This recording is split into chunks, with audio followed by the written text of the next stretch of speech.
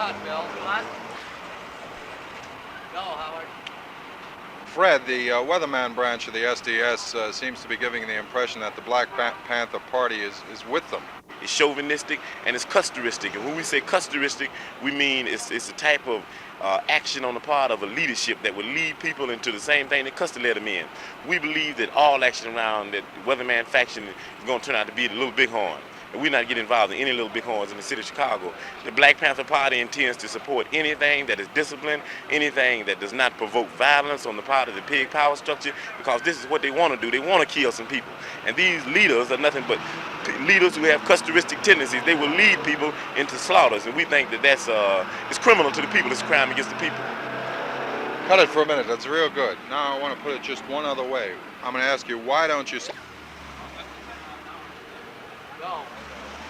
Fred, why doesn't the Black Panther Party support the tactics of the Weathermen SDS?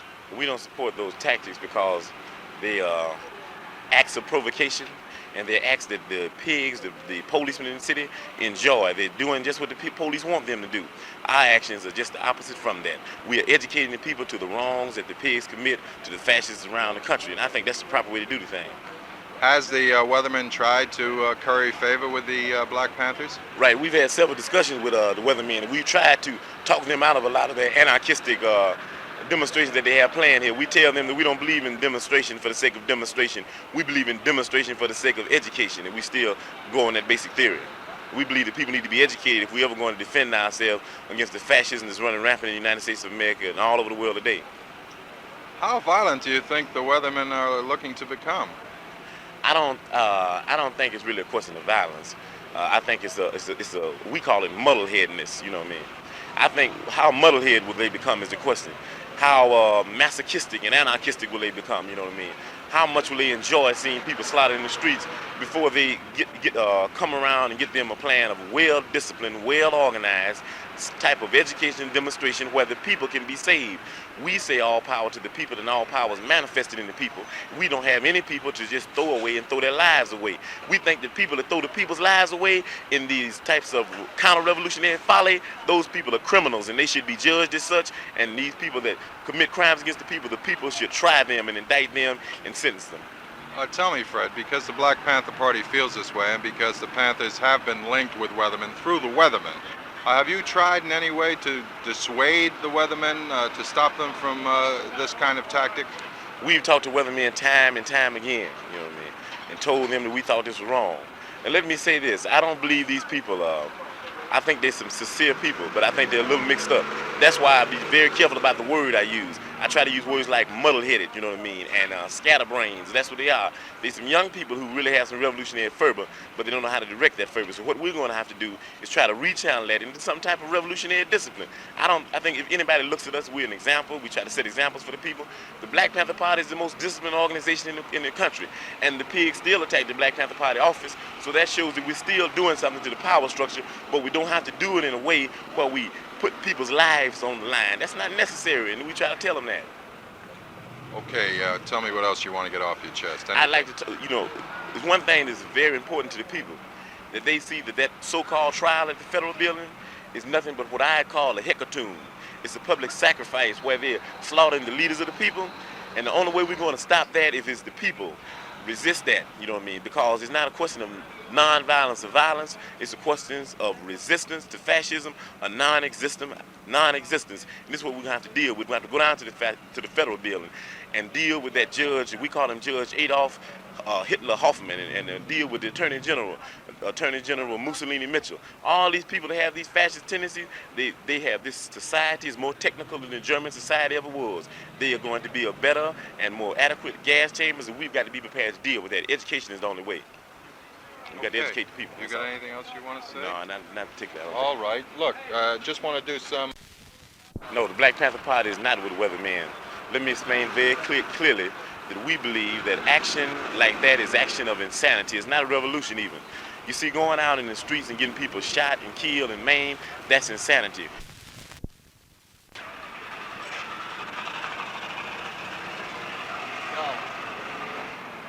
Fred, where does the Black Panther Party stand concerning the weathermen, the SDS? we stand way back from the SDS and the weatherman because we believe that the weatherman action, there's two actions, there's RIM 2 and weatherman. We think they call them both national action. We think that RIM 2 is national action, weatherman is national reaction, you know.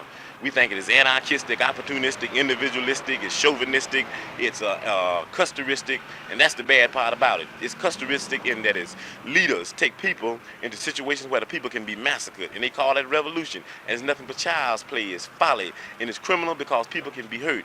We say that they're doing exactly what the pigs want them to do. When they take people down and just do nothing, play around, and the pigs are prepared for this, and they'll wipe all of those young people out. We think these people may be sincere, but they're misguided, they're muddleheads, and they're scatterbrains. The only way we can show them is to criticize them like we're doing right now, and then leave from here and go to the federal building and have a demonstration that's to educate, a demonstration that is disciplined and organized, you know. And that's what we're going to have to do, and let them see the examples. Tell me why you feel the approach of the SDS weatherman is wrong. I feel it is wrong, just as I said before. No, don't tell me just you said before. That's why I asked you again. Just answer straight, because in case we use this part. I feel that it's wrong. Let me ask you again. Why do you feel that the approach of the SDS weatherman is the wrong approach? I feel that it's wrong because it's pig action. You see, they're doing exactly what the pigs want them to do. They're leading people into a situation where it's an astronomical situation, too great for the people to deal with. It's a situation where you got a bunch of mechanical pigs with .357 Magnums and shotguns and mechanical mace and all that type of thing. And then they're talking about they're going to carry on a revolutionary struggle. That's not revolution, it's insanity, it's madness, it's nostalgia, and it's a massacre. That's what it's potential massacre, that's what it is. And we don't support that because we've said all power to the people. All the power is manifested in the people. We don't have any people whose lives we believe that should be thrown away. Has the weatherman SDS tried to get you to go on their side? Have you met with them, and what happened? We met with the weatherman faction of SDS several times. We've had ideological struggles and we have ideological differences. So what we did was we had the other faction of SDS that agreed with the Black Panther Party called for an alternate action, a well-disciplined action not to provoke pigs, an action not to talk about setting up confrontations with the pigs because the people are not ready for confrontation. These confrontations that they have are premature. They're politically premature and they're wrong because they commit people in a situation which they're not anywhere prepared for. Well, why do you think the weatherman SDS tried to link the Black Panther Party to its movement? I don't know if it was actually the weathermen of SDS. I'd have to say that it was the establishment press that is nothing but a tool of Warden Nixon's machine. We call him Warden Nixon because the whole world is a penitentiary and he's just the warden of the whole world. And you see, these people are just an arm that he uses for fascist oppression, you know. And I think that these fascist news media might have did that. So important for the Black Panther Party to disavow any real link with the weatherman SDS? I think it's important because there are a lot of people that watch the Black Panther Party for examples. They observe us and participate with us. And if we can be connected up with this, then it would be very unadvantageous to the people and very unadvantageous to the struggle, in that people that claim to be revolutionary would be going down roads that they think might be revolution, but in fact they're not roads to revolution. They'll be going east when their intentions are going west. And also it's important because the chairman Bobby Seale is in town and he's being tried by this fascist judge Adolf Hitler Hoffman, you know, and he's being tried without a lawyer. And we've got to bring all of the attention and focus on this trial that we possibly can so that people can understand that these people are more capable of building gas chambers than Hitler ever was capable of building gas chambers. And we're going to have to get together.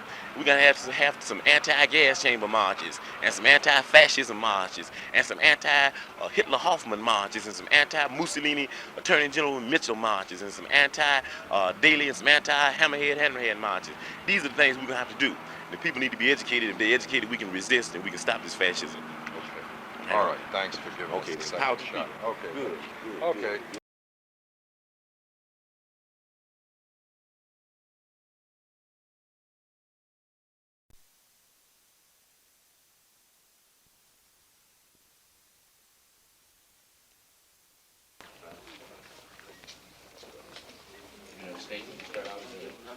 Yes.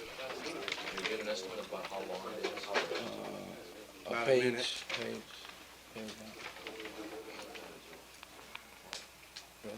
On? Is everyone ready? Al, we're ready to go.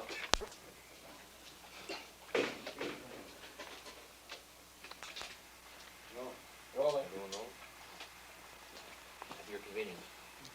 Why isn't the massive powers of the Chicago Police Department and the State's Attorney's Office not used in the same concerted efforts against the crime syndicate, where thousands of unsolved murders and thousands of citizens are victimized by the crime syndicate? What warrants this massive power of the Chicago Police Department and the State's Attorney's Office against the Black Panthers? On the far south side, hundreds of policemen were held at bay by a lone gunman who was shooting at the police. This man was taken alive by a direct order of a high police official after he had killed 2 police officers. If in the pre-dawn raid on the home of the Black Panther leader Fred Hampton, the idea was really to confiscate illegal weapons and make an arrest, why were police procedures violated, such as the use of tear gas? In view of the fact that we are members and protectors of our community, how can we explain to our families and neighbors the obvious racist tactics used in these incidents that resulted in the slaying of another black man? Do you feel, and this was planned, this was a plan to get Hampton? All indications to me, personally, that this was obviously a political assassination. Ordered by whom? Who was there? Ordered by whom? I have no idea. Who does the state's attorney get their orders from? Think this could be from the Chicago Police Department? I don't know whether they order the state's attorney. I'm not that high. I'm a patrolman.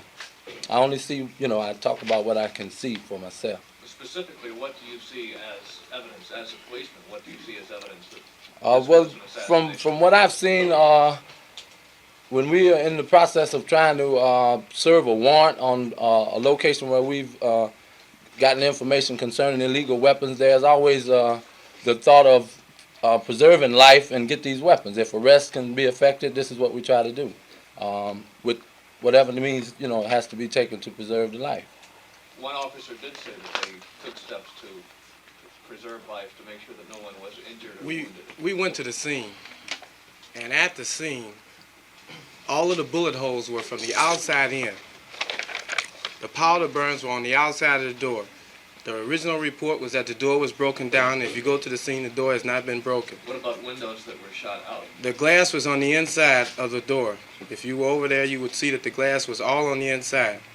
That when you go on a raid of that nature, the use of a submachine gun, the amount of firing that was supposed to have taken place in the apartment and no police officers were killed, the room is small, the fact that there was a large pool of blood by the door and that the other blood was in the bed, and anybody who's engaged in a gun battle would hardly do it in bed, leaves us to believe that the story that was given out has a lot to be desired. Are you flat out saying that Mr. Hanrahan's staff were lying about this whole thing?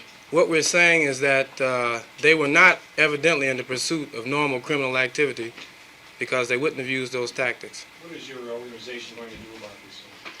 What our organization is involved in now is the other part of our group is over at a rally right now trying to decide what the community is going to do about this. There's no need to ask the city officials about what's to be done because they've already did their thing. After looking at the scene, would you say, as police officers, after looking at other scenes like this, that Fred Hampton was murdered while in bed, he was killed while in bed? It appears as though he died in bed. He wasn't fighting then, as far as you're concerned? You can't tell whether or not he was fighting. You can tell that by the amount of blood that was in the bed that he died in bed. Probably didn't shoot from bed, would you say? Could you possibly say that? No, you couldn't. You couldn't say that. All you can say is that if I was engaged in a gun battle, I wouldn't be laying in the bed. As police officers, have you ever through your connections as police officers, ever heard directly or indirectly of plans to get the Panthers? No.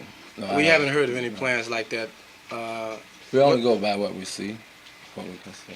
Well, specifically, is there any evidence that you have, anything concrete that you could say or present which would... Well, first of all, I don't really I don't understand the position that the police department has taken against the Panthers in the first place. First of all, when you talk about let's go confiscate weapons, I mean this could go on into everybody's house for that matter, especially when you don't know who's living there, or supposedly you don't know who's living there. I'd put myself in that position if I was in bed at 4:45 in the morning and someone knocked on the door and announced police. The next thing that would come to my mind, is what do you want? Now, if I was in the bag of, I think they're out here to get me, I'd probably react, like any other man would at 4 o'clock in the morning. I don't know how far this thing is going. It frightens me when I think right in the middle of where I'm supposed to be working, people are raiding people's houses at 4 o'clock in the morning saying we're going to confiscate weapons. It could go, But in the procedure? Pardon me? Is it usual procedure to go that early in the morning? Well, not that I know of. They say they went there that early so they make sure someone was there rather than coming in at high noon maybe. In our statement, we said if they were intending upon making a lawful arrest and confiscating weapons, they could have did a lot of things other than go in that fashion. If that's what they wanted to do, we've got all sorts of gases that could have ran anybody out of it. No, there's gas that the police department uses as standard equipment that nobody can stand to stay in the room with it. They could have shot 4 canisters of gas in there and waited outside for everybody to come out. Did this incident surprise you, or do you think that have you ever felt that you thought something like this was coming? Of course. After the lie that was in the papers about an ambush, when it really wasn't an ambush, and the fact that they took a normal crime situation between people who just happened to be Panthers and made it a Panther ambush was a setup, which would result in a thing like this, where the public would accept it. Well, the You mean police two were very policemen? careful to point out that it was not an organized Yeah, but the crime. press had already planted the seed, and nobody even saw that, what the police said. Well, Even the police organization said it was an ambush. Do you feel this was 2 Black Panthers for 2 policemen? Yes. Reggie, Bobby Rush stated yesterday at a press conference that the policemen planted weapons into this house over at 23rd West of Madison. Is it a policy? Well, I wouldn't say is it a policy. Can you say for sure or whether police actually go through these changes? I would say that that's, that could or could not happen, but that's not the issue. I think the issue is the fact that a man was killed for no reason. Can you just hold a second until we get some more shots? We're going to get a little silent.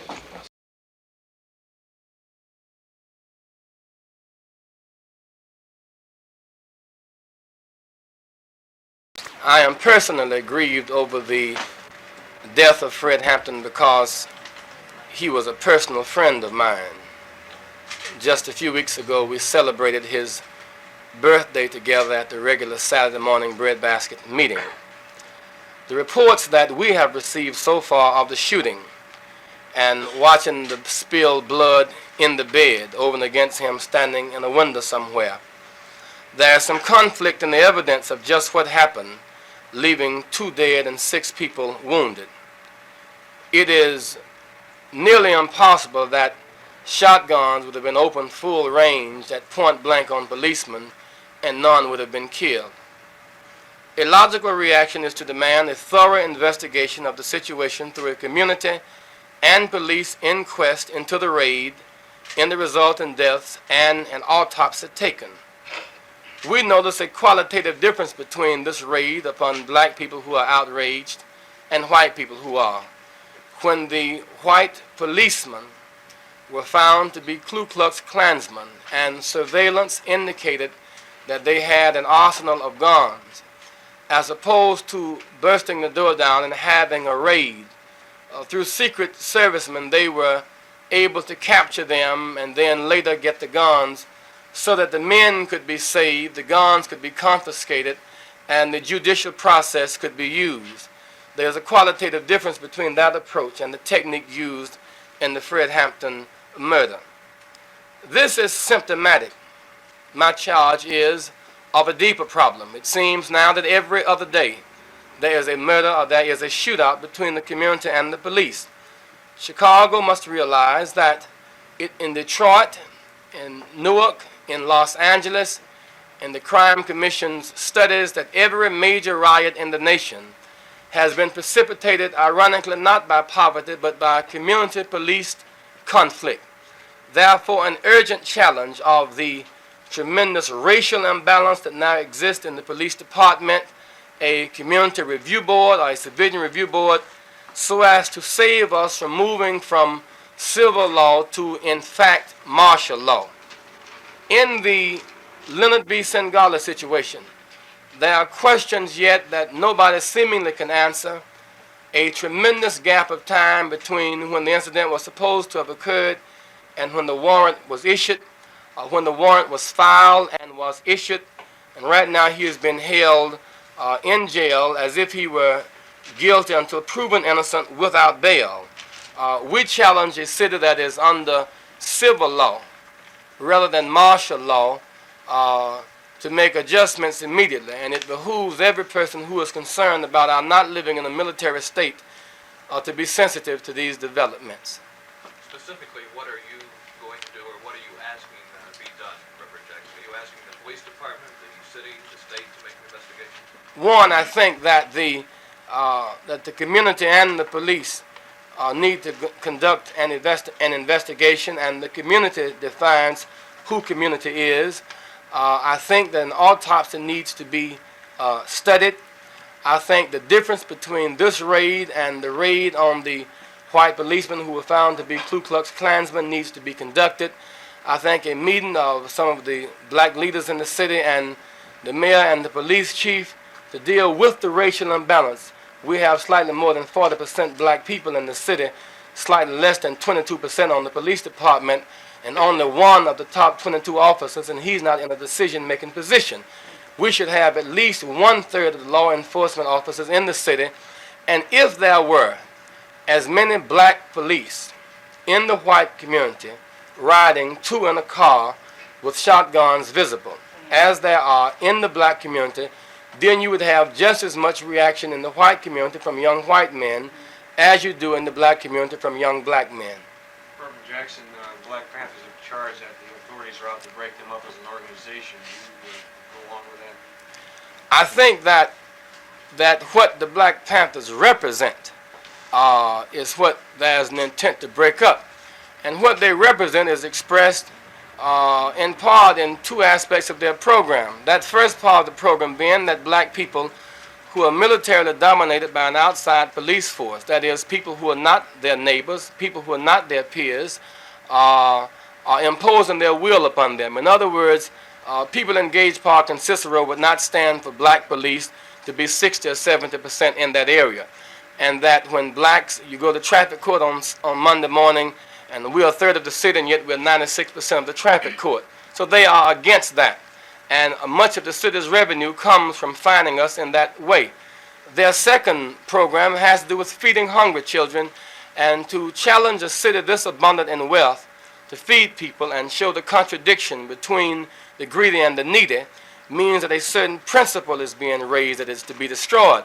And so it was at Medgar Evers, who was not a member of the Black Panther Party. So it was at Malcolm X. So it was at Martin King. So it was at Fred Hampton. So it is that those who are symbolic of challenging America's injustice tend to have to die unless we make a real radical and revolutionary change in this society. Do you have personal fear yourself? No, I don't have personal fear. I have personal commitment. And I know that nobody's going to live forever. And it's just a matter of what you're going to live for.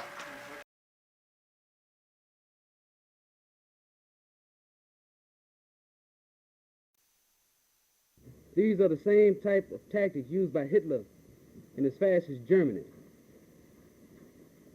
Like Hitler's brown church burned down the capital, the Reichstag, and blamed it on the communists, the pig power structure here has framed Panthers throughout this country. This is nothing but a part of the conspiracy on the part of the fascist power structure to destroy the Black Panther Party. Just like the plot that murdered Fred Hampton, that kidnapped Chief of Staff David Hilliard off the street, and the plot that keeps 21 people in jail here in New York. It points out to the people that fascism has come to America. You have arms here? No comment. You talked about the murder of Fred Hampton in Chicago. What's your proof for that? We got proof that Fred Hampton was in the bed with his wife. His wife is 8 months pregnant, and he didn't even chance enough to set foot on the ground because he jumped on top of his wife trying to save her life and trying to see that she don't get killed because she's 8 months pregnant and about to have his child. And in doing this, he saved her life.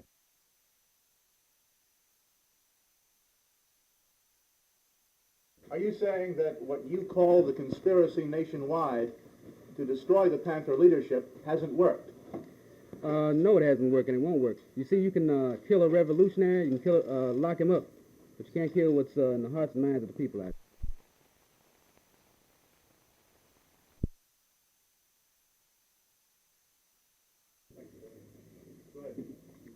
there. The offices and homes of members of the Black Panther Party were attacked during the pre-dawn hours this morning in Los Angeles, California.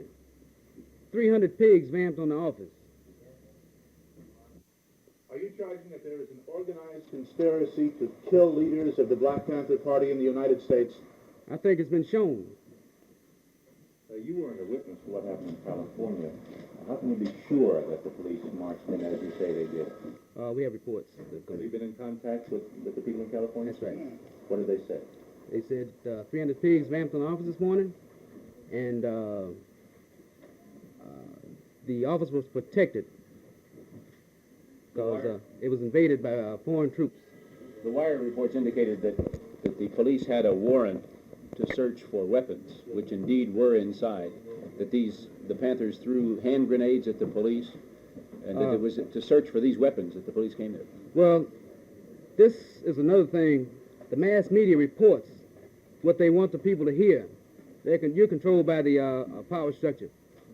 The thing is, these reports we got are factual because they came from headquarters in Berkeley, California. Can you tell us exactly what happened according to the reports? We got reports that from national headquarters of Berkeley that the police force, the pigs there, hand grenaded the front of the office, and they're also setting up to put dynamite to blow the roof off and trying to make some of the people surrender. You say there were illegal weapons in there. Do you know of any illegal weapons? Well, everybody have legal weapons because we register all our weapons anyway. Including automatic weapons? Including everything. Now, they also say today's raid grew out of an ambush on police. 6 police were ambushed in the last month, they say. Do you know anything about that? That's what they say, but we were ambushed because they came to our office and we didn't come to theirs. How about your headquarters in New York? What evidence do you have of that? We have we've got information through our Ministry of Information set up in the national headquarters. Will you admit New York police in this headquarters here? Will we do what? Would you admit New York police in here? Hell no. No police, man. What if they should come here with a warrant? Would you admit them into these premises? Nope. We would let we would do it the legal way. We'd let our lawyers deal with this. Why wouldn't you let them in? Because we have a executive mandate number 3. What does that mean? It means that any foreign troop parading himself as a guardian of the law, we relate to the St. Valentine's Day massacre when the mafia disguising themselves as guardian of the law, murdered people. We view the pigs in the same respect, that if they come to our threshold, perpetrating themselves as guardians of the law, we're going to treat them as outlaws. Do you have any respect at all for warrants? Fear? No, we don't have any fear. There's a good chance they might come in. We don't fear them fools. Do you have any respect for warrants? No comment on that. No comment. Do you have any respect for warrants? Do you have any respect for the law of these, what you call pigs? We let our attorney deal with that aspect of the struggle. If they fired up on you, would you fire up on them when they come in? We have the right under the Constitution to protect ourselves. How do you interpret that right? How do we interpret that right? Anybody that acts like the enemy is to be treated like the enemy. Does that mean that a political action, what you see as a political action, can be construed as an enemy action, one which demands shooting? We have a right, man, to address ourselves to the basic needs and desires of the people in the black community. People in Harlem and people throughout other communities are suffering from conditions of lead poisoning and worms in the water. The Black Panther Party is going to address itself to those needs, and we're going to defend our right to do so. How about the law? The law? What law? The law here has 21 people locked up in jail, the New York 21. They've been there. There's been no bail reduction. They have set ransoms that they know very well we can't meet. this is an out-and-out attempt to keep those people off in jail, whereas on a $100,000 bail, whereas 4 white actually were indicted for actually bombings here, and one of them got away on an OR. Why do you think the Panthers have been singled out by, you say, this conspiracy? Because we address ourselves to the basic needs and desires of our people by giving them free breakfast programs, free health clinics, things that the avaricious businessmen like Rockefeller, Nixon, and Mitchell, and Agnew, and Ford, and Miller would not do. They would prefer to make hula hoops. Hula hoops cannot feed a hungry child's belly. That's why they would attack the Black Panther Party. Mr. Mitchell, who do you think is behind this national conspiracy that you say exists? Nixon, John Mitchell, J. Edgar Hoover Hall, Rockefeller, Lindsay, the entire political structure in this country. You're saying that it crosses party lines? It crosses party lines. Well, I don't understand, gentlemen. You say that if the police come with warrants that... What about the people who said they saw this? Are you saying they're all lying? I'm telling you what I've heard over the good answers to that question. Well, we're part of it, sir. Are you saying we do... I know what you're part of it, man. I just answered your question. So since this has started on the coast and then Chicago, why are We made that charge all along. We stated that the power structure in this country was perpetrating a systematic attempt to wipe out the leadership and the Black Panther Party. This has happened. We have 28 Panthers who've been killed. Over 400 are in jail. This hasn't started just yesterday. It's been started since 1966. We've been telling you people this, and you've been showing us deaf ears. It only proves that you're part and partial to the harassment of the Black Panther Party. Do you plan any action on this behalf? Los Angeles and Chicago now to happen here in New York? There are plans. I think it's been proved in Berkeley when there was a plan to attack the national headquarters and to actually murder everybody inside. So I think that's about it. Are you planning any action on behalf of the 20? Mr. Mitchell, the 28 deadlines, what do you plan to do? What do you mean, what do you plan to do? Do you plan anything on their behalf? There is a human rights thing in the United Nations. Although it hasn't affected the leadership of the Black Panther Party because Huey P. Newton is still the Minister of Defense, Bobby Seale is still the chairman, Eldridge Cleaver is still the Minister of Information, and David Head is still the Chief of Staff. Outrage. People in the black community see the Black Panther Party as trying to address ourselves to feeding hungry kids and giving them free medical care. And we're going to address ourselves to lead poison, as the young Lawrence are doing in the East Side. We're going to address ourselves to worms in the water. And I think when the people see that, the people start to move on the racist power structure here in this country. do you think that the attack on the Panther Party... Exactly what does that mean? Do you think you're going to gain more supporters, or do you think there's going to be a general attitude of militancy in the black community? What do you mean? We say that the people are going to move to change this decadent, racist American society. Are you talking about armed struggle? We're talking about whatever is necessary so that the people can have some higher standard of living. Whatever the people decide that's going to be, that's what it's going to be. Do you think that...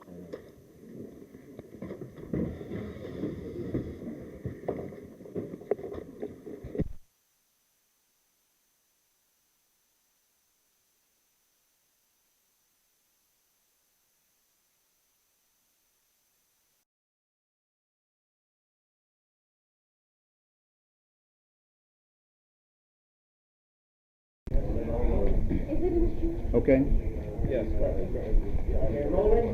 Yes, I'd like to make an opening statement, and you're perfectly free to ask any questions.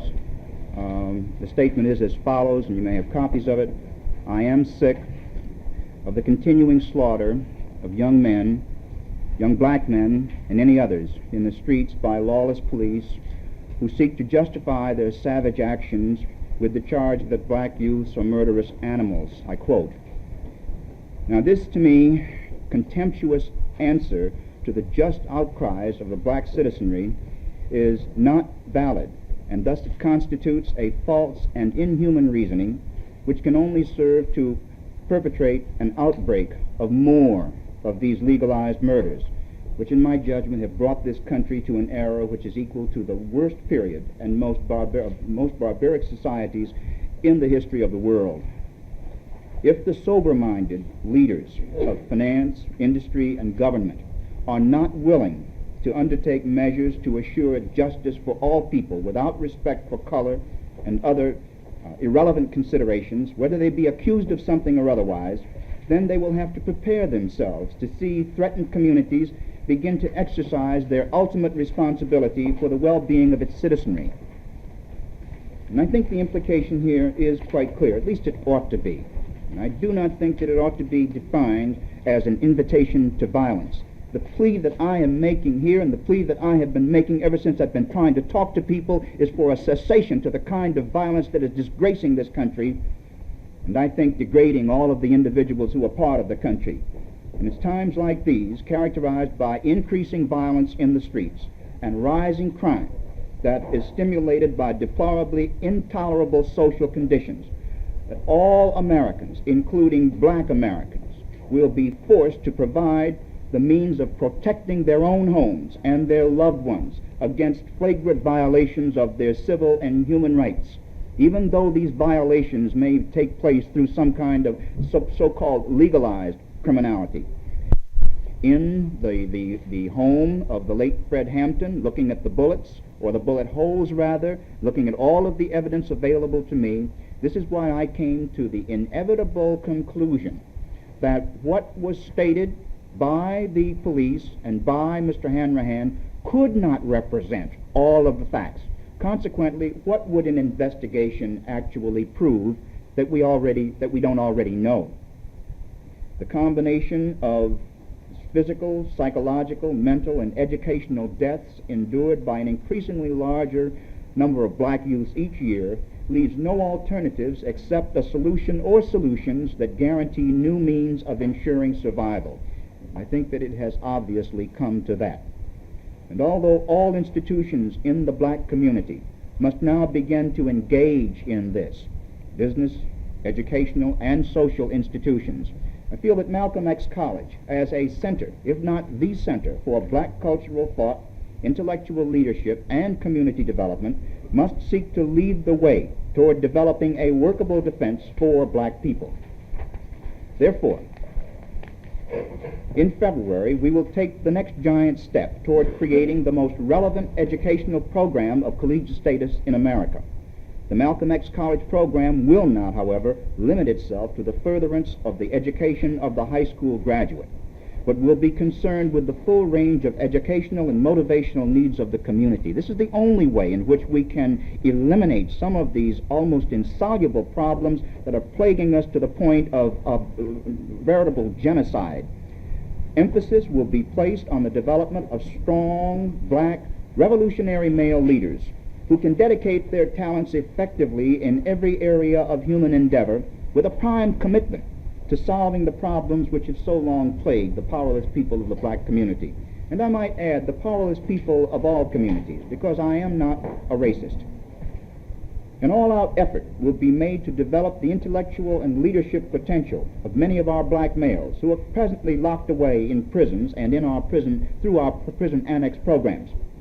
The idle talents of many jobless black men who are presently to be found on the corners of our community will be tapped through our new urban studies program and under our street academies project.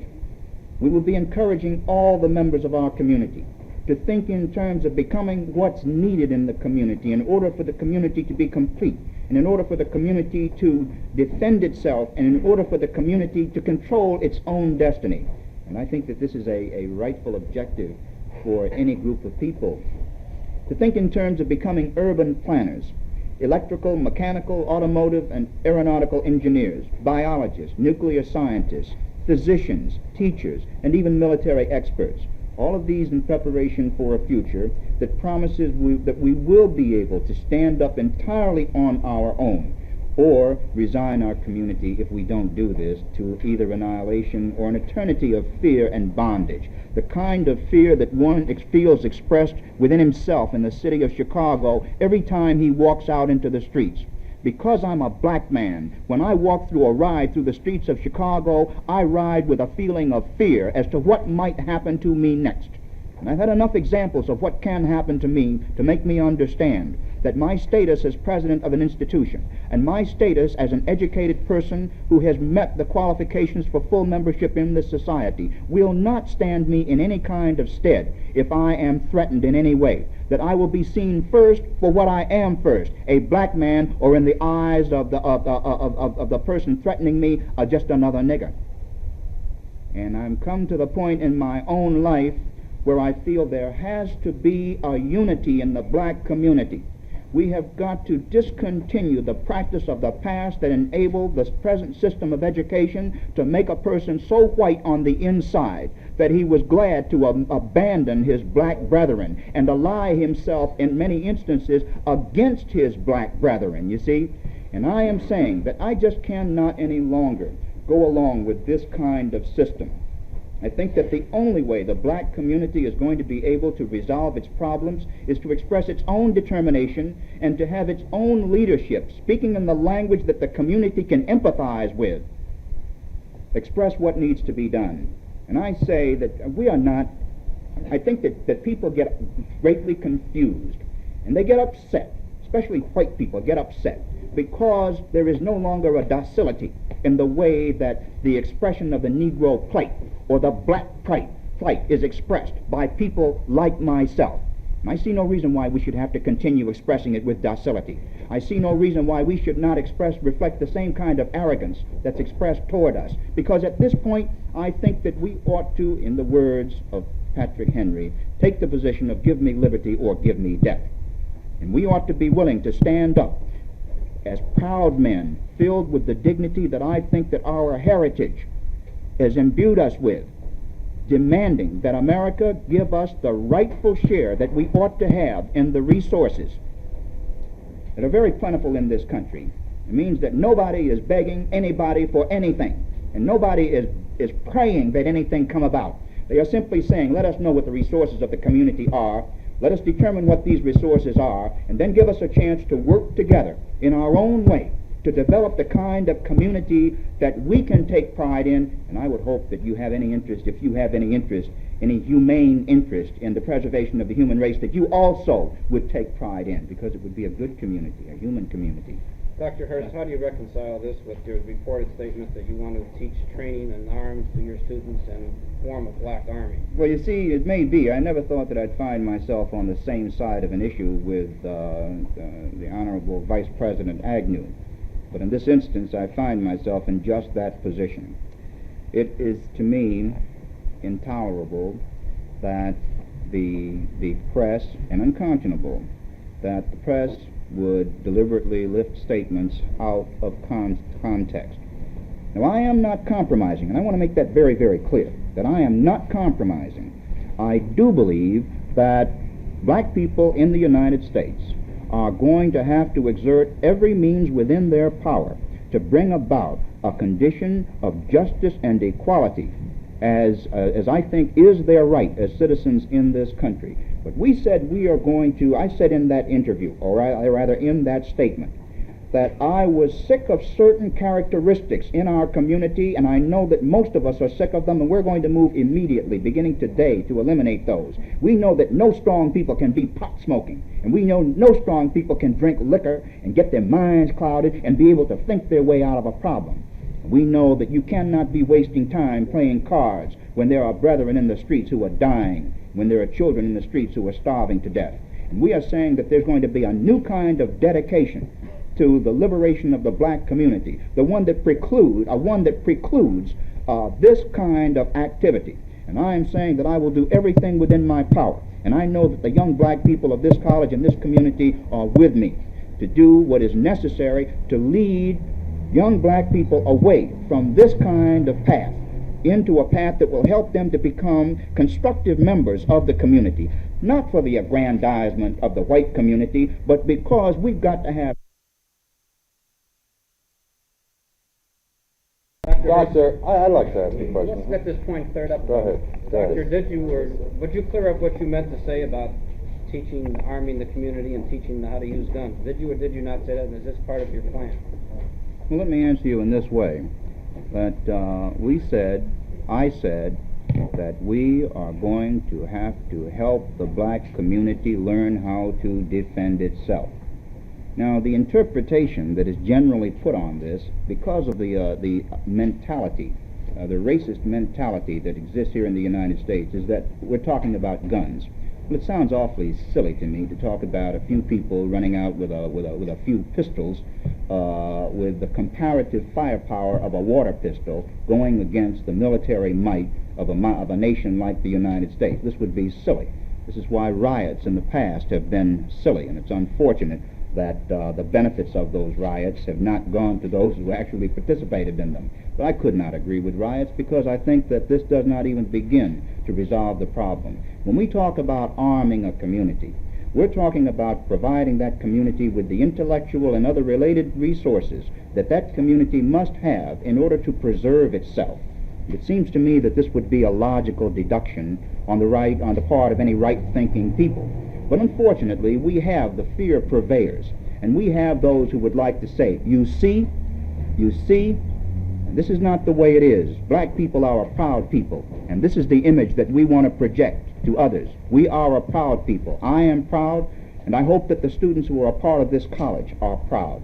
We look at the conditions that we see as we walk through our communities. There's the answer for you. These are intolerable conditions, and nothing is being done about these conditions except through proposals written by professional proposal writers in Washington and in other places, and the money all ends up going into the pockets of consultants of one form or another.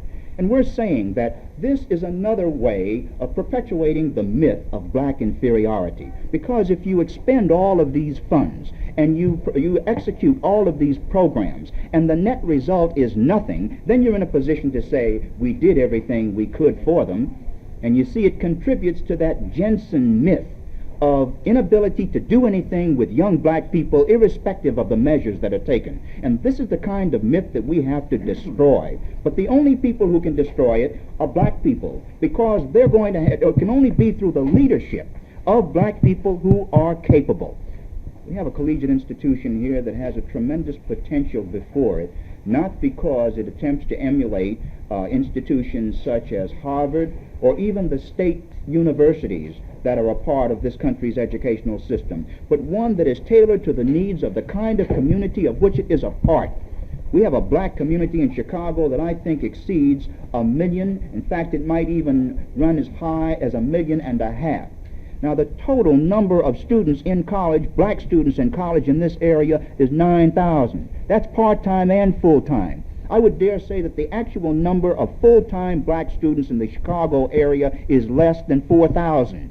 Now, how in the living dickens, and most of these, I might add, are at the sophomore level or lower, and will be eliminated systematically, as is the practice throughout the educational system. They'll be eliminated systematically until a relative few of these will graduate. And unfortunately, most of these will graduate with black skins and white minds, and will not want to stay in the black community. Doctor, how do you account for your anger this moment in terms of what happened to Fred Hampton? And tell me, please, why you think he was murdered. I would like you to do that. Well, my anger at the assassination of Fred Hampton at this moment is an accumulation of bitterness that's been building inside of me over the last 10 months. As with most people, I think we've had casualties in Vietnam. This, of course, has contributed to a re-examination of everything that I have believed in and have held so dear. It's been a very jolting experience. And I think that I found that I, too, had been victimized by the nature of the education that I had to develop some blind spots. And as these blind spots began to disintegrate, I began to see what the community was really like, and what the problems really were, and the desperation expressed by youths who were just as interested as I in getting some of the good things, some of the benefits that this society has to offer, and the total frustration that confronted them. And as I began to look at institutions that purported to to be dedicated to their further development, and finding that these institutions also had become so perverted that they were incapable of making a dent.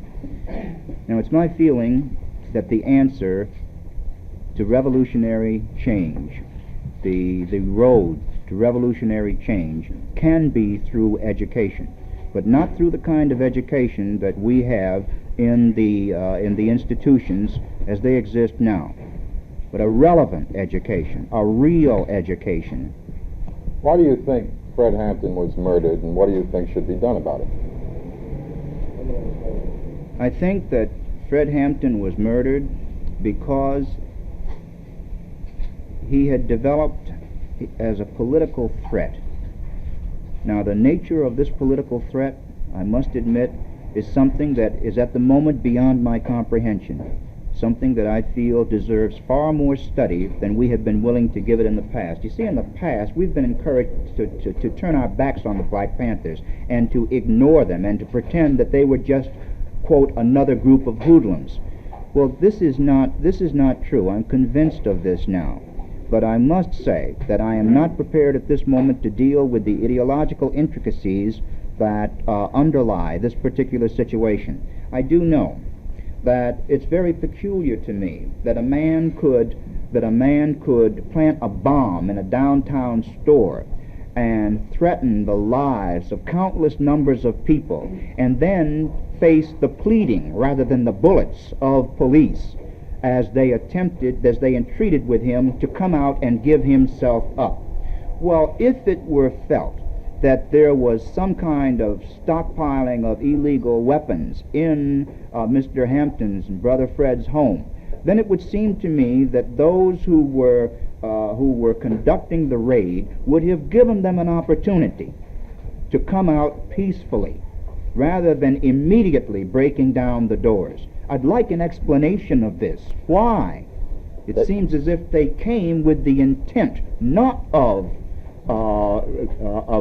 trying to gain peaceful entry, but to incite violence.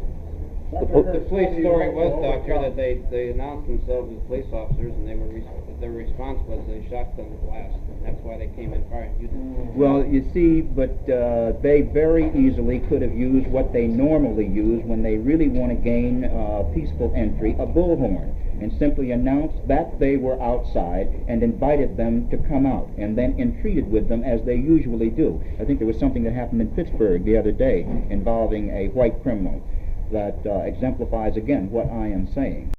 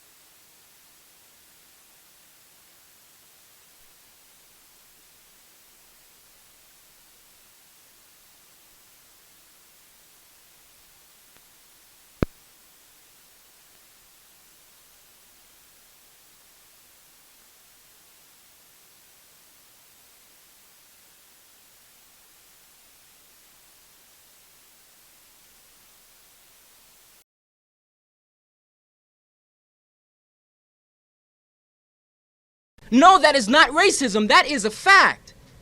The infant mortality rate in El Barrio, in Spanish Harlem, is 3 times that of the national average. That is not a statistic. That is a fact. When you have to see a mother die in childbirth, you then understand, God, what are we doing in this country? Why is it that she has to die?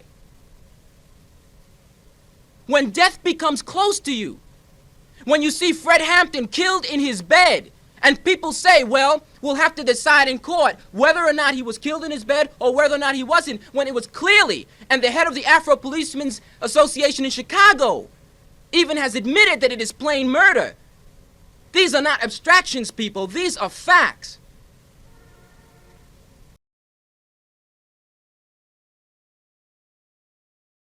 Who's president of the NAACP College chapter at the University of Chicago. I'm Sid Finley, National Office Field Director of the NAACP. On my right, immediate right, is Dr. Lucian Holman, who is a national board member for the NAACP from Joliet, Illinois.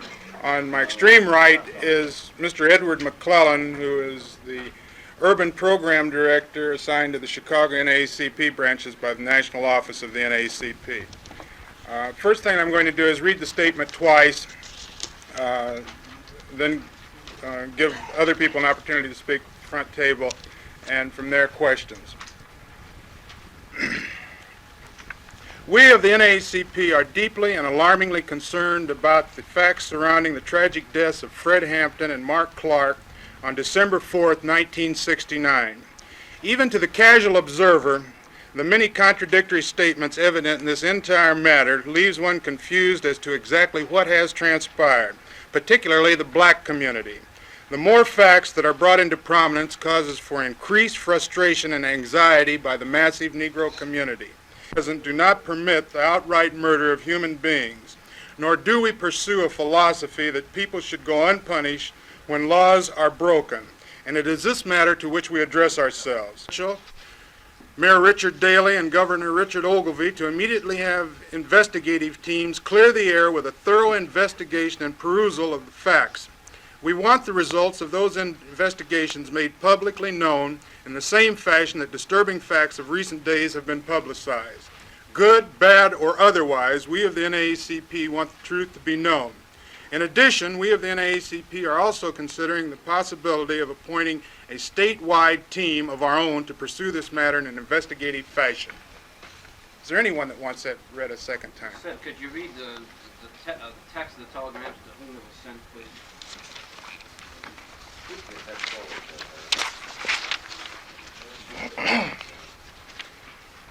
Point out the telegrams were sent to U.S. Attorney General John Mitchell. That one indicated as follows: we of the NAACP are extremely alarmed, concerned, and confused relative to the contradictory statements and facts in connection with the slaying of Mark Clark and Fred Hampton by Cook County law enforcement officials on December 4th, 1969. Pursuant to this same incident, we demand that an adequate, thorough investigation be made known immediately, and that the results of such investigation be made known to the public in order to alleviate a tense, anxious situation. We simply will not tolerate modern-day lynching, and should the results of your investigation prove a violation of civil rights, we will use the maximum resources to pursue the apprehension and punishment of those responsible. Similar telegrams were sent to Mayor Richard Daley and to Governor Richard Ogilvie. Those telegrams were signed by John Gwynn, who's the NAACP State President for Illinois from Peoria, Dr. Holman, who's a National Board Member, and myself. Dr. Holman?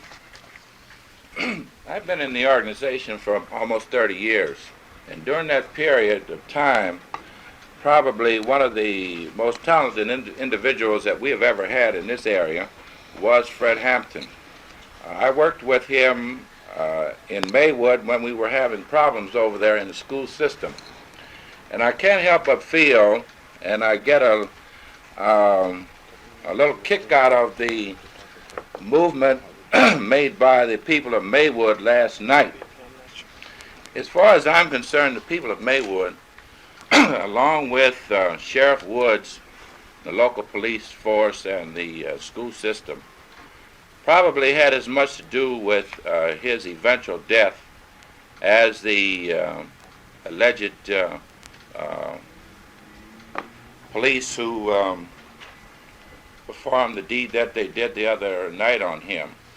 I know that this boy was constantly harassed when we were trying to get equal rights for the youngsters over there. Not only by the sheriff, who threatened to kill him, who jailed him, and he was beaten while he was in jail over there, the local police.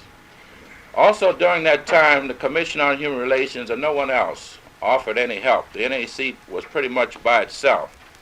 He was kicked out of school several times. We were unable to really legally do what we would have liked to have done. As far as I'm concerned, Fred Hampton's death was, he was a victim of the system under which black people in this community have to live. I feel that his death will not only be the only death that we will have.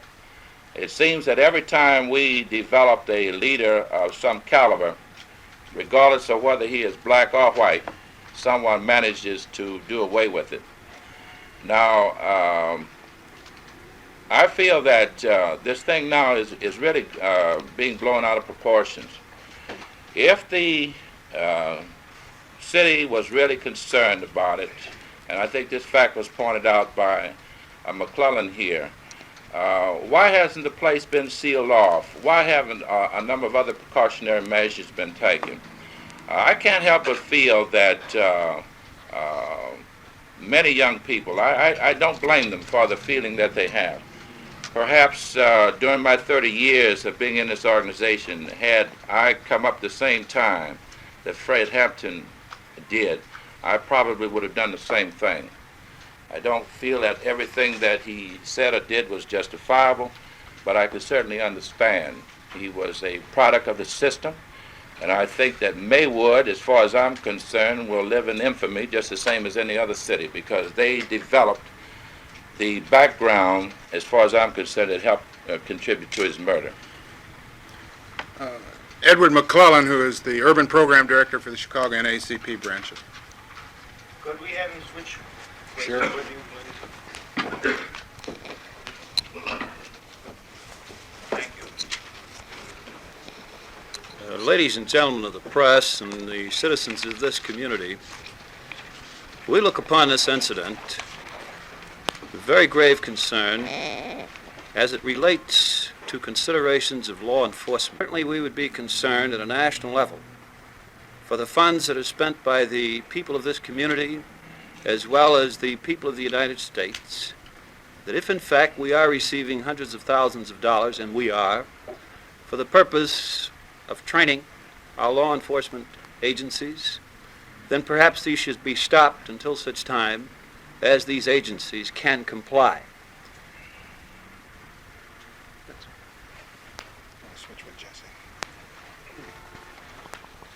Next is Jesse Turner, who, as I indicated, is president of the University of Chicago College chapter, the NAACP.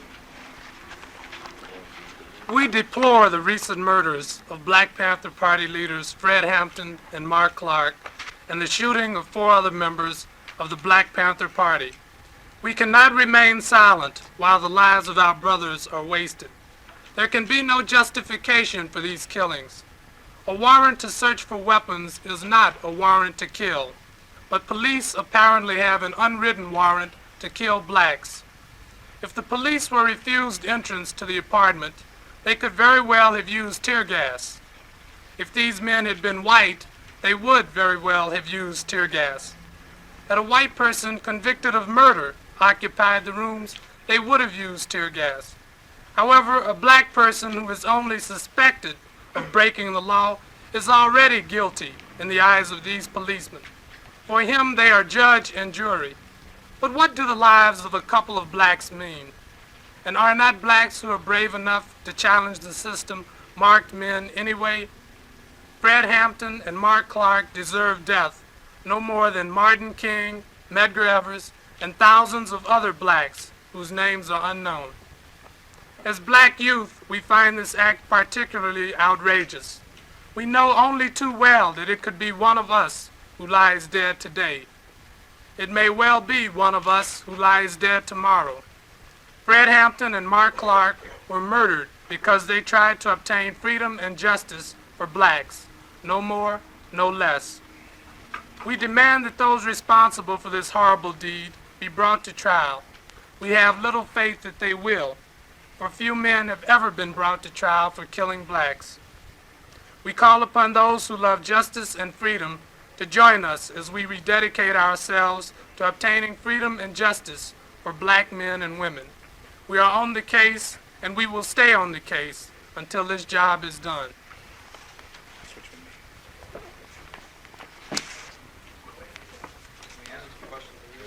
Let me say that Mr. Gwynn, who is the Illinois NAACP state president, has just arrived. Left is Mr. John Gwynn, who's the state president of the NAACP from Peoria, Illinois. On my immediate right is Dr. L. This evening, I was asked by the relatives of Mr. Mark Clark to ask the NAACP if they would make an investigation and give support to the Mark Clark family.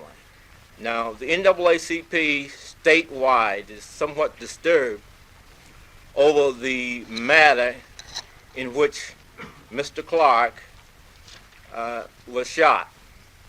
Now, we feel that justice should be done to everybody, and we feel that this was murder. We feel that it's no time at this time to take the type of action that was taken against Mr. Clark. And the NAACP statewide will take necessary action, and not only NAACP itself, but people throughout the communities of Illinois is disturbed, both black and white. And they are urging at this time a thorough investigation of the matter. Mr. Finley, at least 3 of the speakers at the table saw the deaths of Hampton and Clark murdered. Do you also say it's murder? Well, we in the NAACP are one family, and let me say that I think that this indicates the confusion that does exist. I personally believe that a murder did exist. That this was a modern-day lynching, as we indicated in the statement that we passed out. However, I hold back in saying just that. I personally do. The other speakers indicated how they personally feel. And I believe that this is what we're saying, is that we want the exact facts brought out into the open as to just what did transpire on the morning of December the 4th. Everybody's saying it's murder, and at the same time you're asking him for an investigation. Why not draw the conclusion after you get your investigation? What investigation? I mean, you know as well as I that in the lieu of recent events, with the tenure of the times, that it's virtually impossible for anyone to if killed by a policeman, to have any action taken against that police. I mean, its own community here, I mean, the police can do no wrong. Dr. Holman, are you saying in effect that the people of Maywood are responsible for this? I am saying that indirectly the people of Maywood had something to do with it, yes. Because I remember when this young man was in school, he was trying to get an education. He was trying to abide by all of the rules of procedure in a democratic process. And all of these different ways were denied him. He was constantly jailed. He was constantly tailed by the sheriff's police. And I read a statement the other day about what Sheriff Wood was allegedly to have said about Fred threatening to kill him. I never heard Fred at any time during that period of time threaten to kill anyone. But I did hear some remarks from some of the police on the sheriff's own force that indicated to me that they were definitely out to get him. There's no doubt about it. And at one time, we definitely had people that were watching him because there were threats on his life way back then. And the people of Maywood at that time, some of the same bleeding hearts now that are down there crying, as far as I'm concerned, it's nothing but a political move on their part, did absolutely nothing. They came to none of the meetings, they did nothing. They wouldn't even contribute to the legal defense of their own kids who were being kicked out of school by that corrupt school system over there. Mr. Finley, the group that is brought here this morning says that they have been requested to start this investigation. Did you have any plans on your own to start an investigation into this matter? Yes, we are seriously considering an investigative team of our own that will involve a blue ribbon type committee of the NAACP on a statewide basis to investigate and see just what did transpire on the morning of December the 4th. And I might even go further and say prior to the morning of December the 4th. Because there are many strange facts in this matter. I want to know since when is a man not entitled to sleep and has to be served a warrant at 4:40 in the morning, at 4:40 a.m. in the morning. I know that this seems to be a common practice. I know that in 1965 that I had 3 injunctions served on me 3 consecutive nights at 4 o'clock, at 3 and 4 o'clock in the morning, the same injunction. Now, I say that this does not occur with the majority of white people in this community. And I'm curious and want to know just why in the hell that we have to have warrants served on black people between midnight and 6 a.m. in the morning. Mr. Finley, is your investigation... Why did Chairman Fred leave the NAACP? Well, I think because Fred became disenchanted with the procedure, as many young black people are doing today, with our process, with the process that we use for pursuing things under a constitutional basis. And for this reason did he leave. I can think of Fred Hampton in days when he wanted a swimming pool. Fred didn't swim himself. He wanted a swimming pool for younger black children in the Maywood community and was simply denied all access to any type of due process with regard to getting that swimming pool. This was the beginning of Fred Hampton, and we see him now in recent weeks as a revolutionary. Let's be frank about it. We're not saying that we approve of the philosophy or the procedure that is being used by the Black Panthers. What we're saying is that we want an investigation of why Fred Hampton was killed and how he was killed. Is your investigation to... Others have been critical of the NAACP, haven't they, in the past? I know of no criticism. We in the Black Panthers get along quite friendly, have a very friendly basis in relationship and rapport. You know, not too long ago when there was a Department of Labor hearing held in the city of Chicago, I was supposed to testify before that committee. I couldn't get near the hotel because of about 3,000 or 4,000 white skilled craft trades workmen who were patrolling the area. But Fred Hampton and 3 or 4 of his friends happened to... Investigation be designed just to prove that it was an assassination then? Most certainly not. I think that the statement is quite clear in this respect, in that it says that we want to know what the facts were. You and the news media have indicated to the general public since December the 4th that strange things happened at the scene of that slaying. And we're concerned about what those strange things exactly were. We want to know what the facts were, and if someone is responsible, state's attorney's officers or whoever it might be, they will suffer the consequences. But you're going into the investigation saying that it was an example of a modern-day lynching, correct? Most certainly. Most certainly.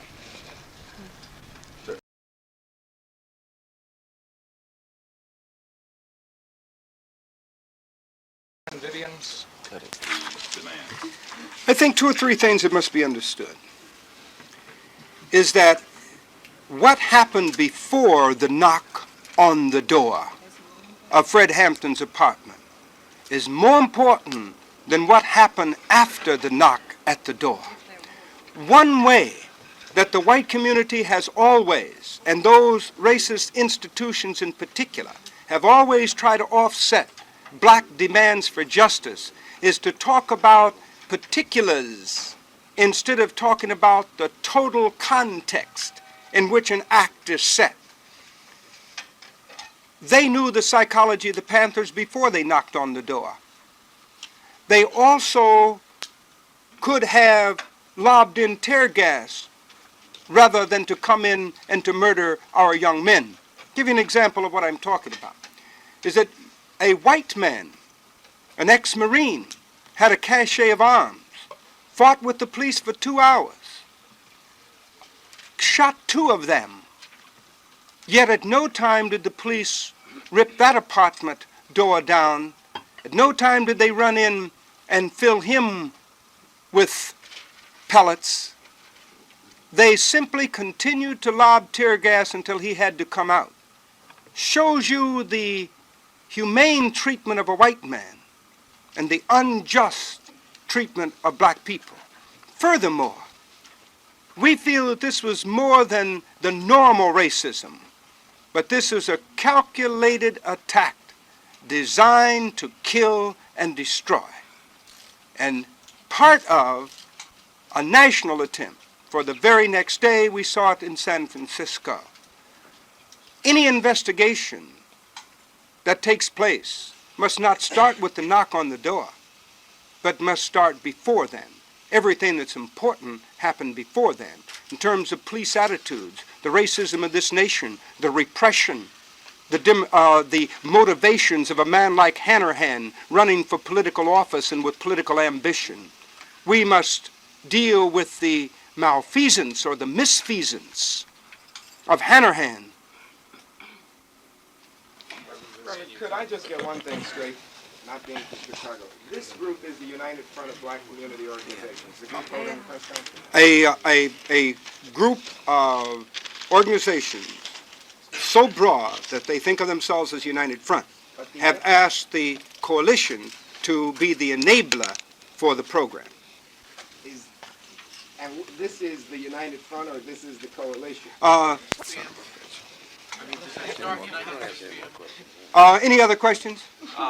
Press and to repress black people. This drive to contain and destroy the aspirations of blacks is not a new one. It has simply been accelerated to a high and unexpected level. Bobby Gore of the conservative vice lords was arrested on a murder charge, and even though it has not been proven, is not even allowed bond after over 2 weeks in jail. Leonard Singali, an important social influence of the Black Pea Stone Nation and important in the Coalition for United Community Action, was arrested on a supposed murder charge. And Mr. Hanrahan has not allowed him bond.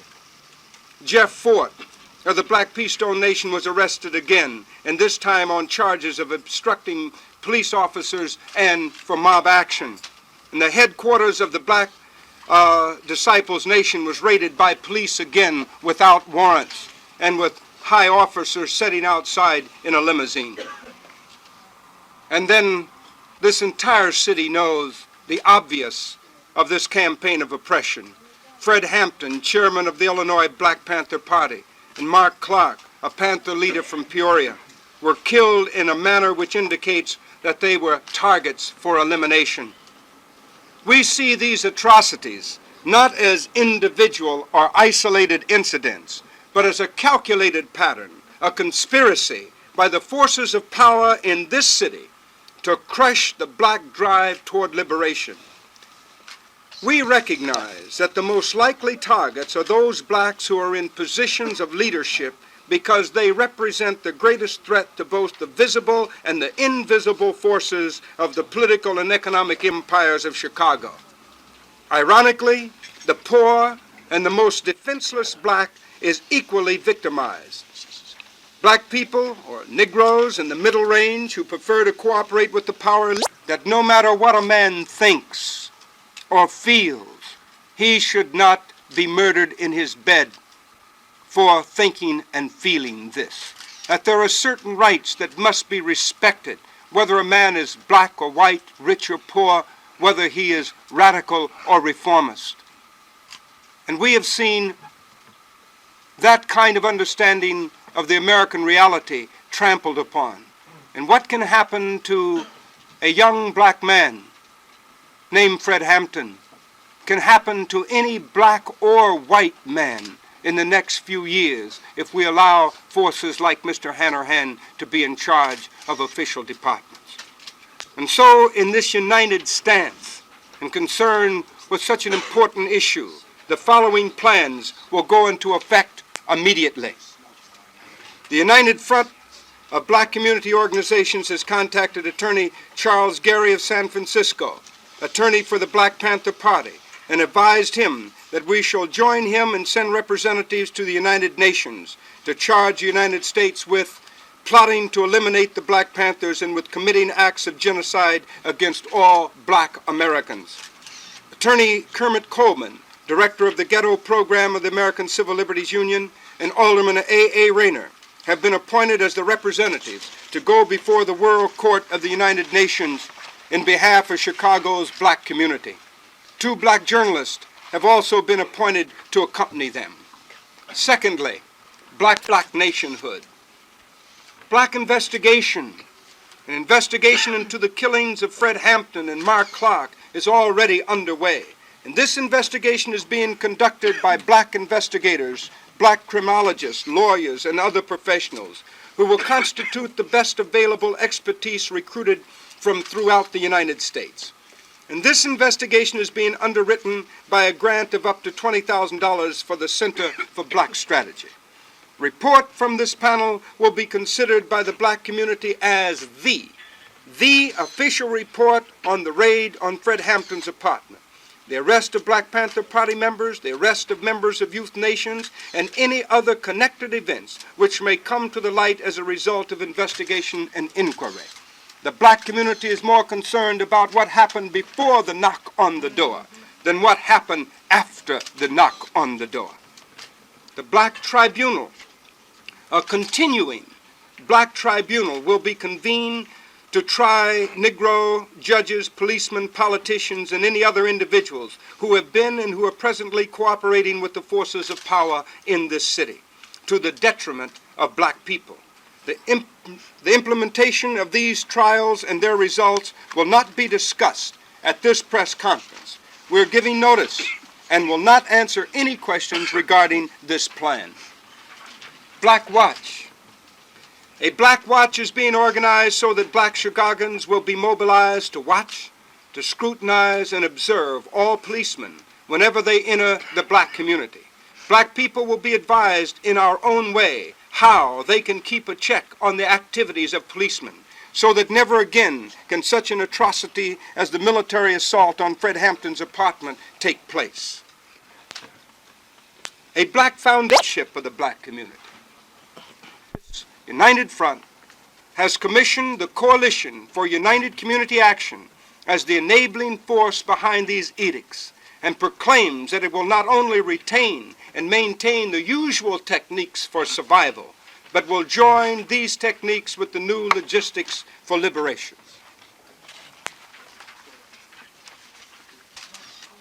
Gentlemen, we will take a few questions, first hand and then right across. Tell us when the United Front for Black Community Organization was formed and how they called upon the coalition, etc. See, as we have said, we represent some 60 organizations. That is the coalition. That is not all the organizations in the black community. And the killing of Fred Hampton has caused other organizations to come forward. And behind this issue, we're all united. And because of already the force and union of the coalition, it was asked then to be the enabler for the program and the action. Yes, please. What percentage of the black community is represented by these plans? There is no need to speak of percentages and numbers. We will speak of implementation. Reverend Vivian, are we rolling? Aren't you afraid that as you put into effect this enforcement of your black curtain, that there will be a similar one put into effect by the white community? These are kinds of problems which we'll have to know when we get to them. We hope that the white community will understand that we have never mistreated them in our community. I hope they will understand that there are real reasons for this.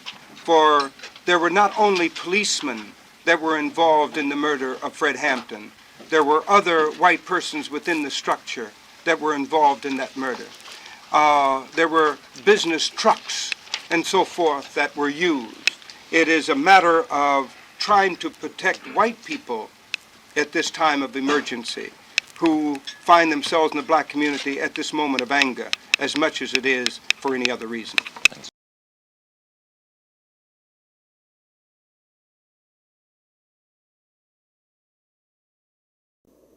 Two Panthers died in that raid. The Panthers say they were murdered, part of a police conspiracy to wipe out the party, to suppress the type of rebellion the Panthers represent. There are similar feelings among many other blacks and some whites. Now the Justice Department is stepping in, and a federal grand jury will try to determine just what did happen in that Chicago shootout, and was there a police conspiracy against the Panthers. This is Mal Good, ABC News reporting. Two Panthers died in that raid. The Panthers say they were murdered.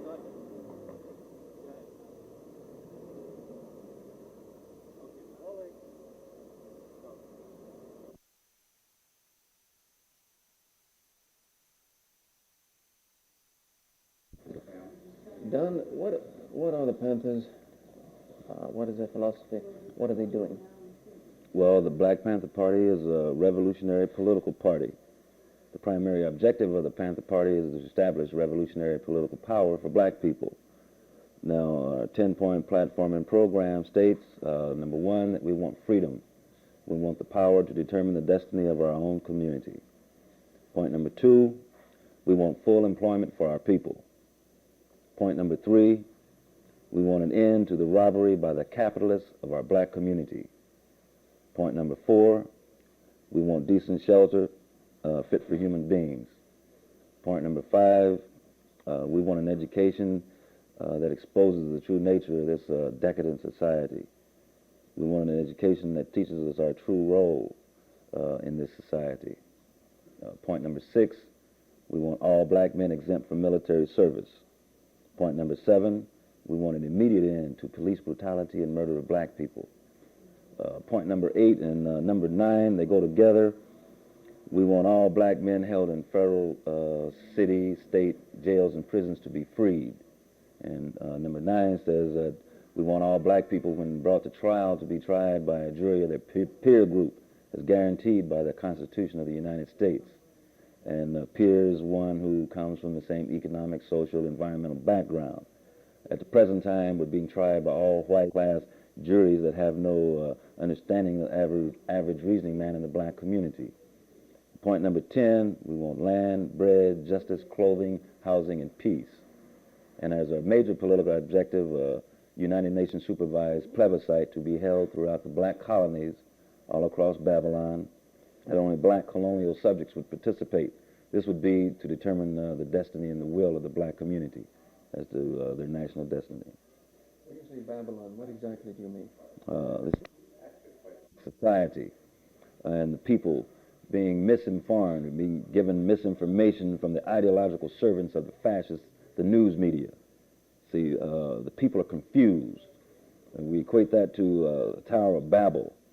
You're familiar with that story. The people were trying to build this tower to heaven, to this utopia that everyone wanted.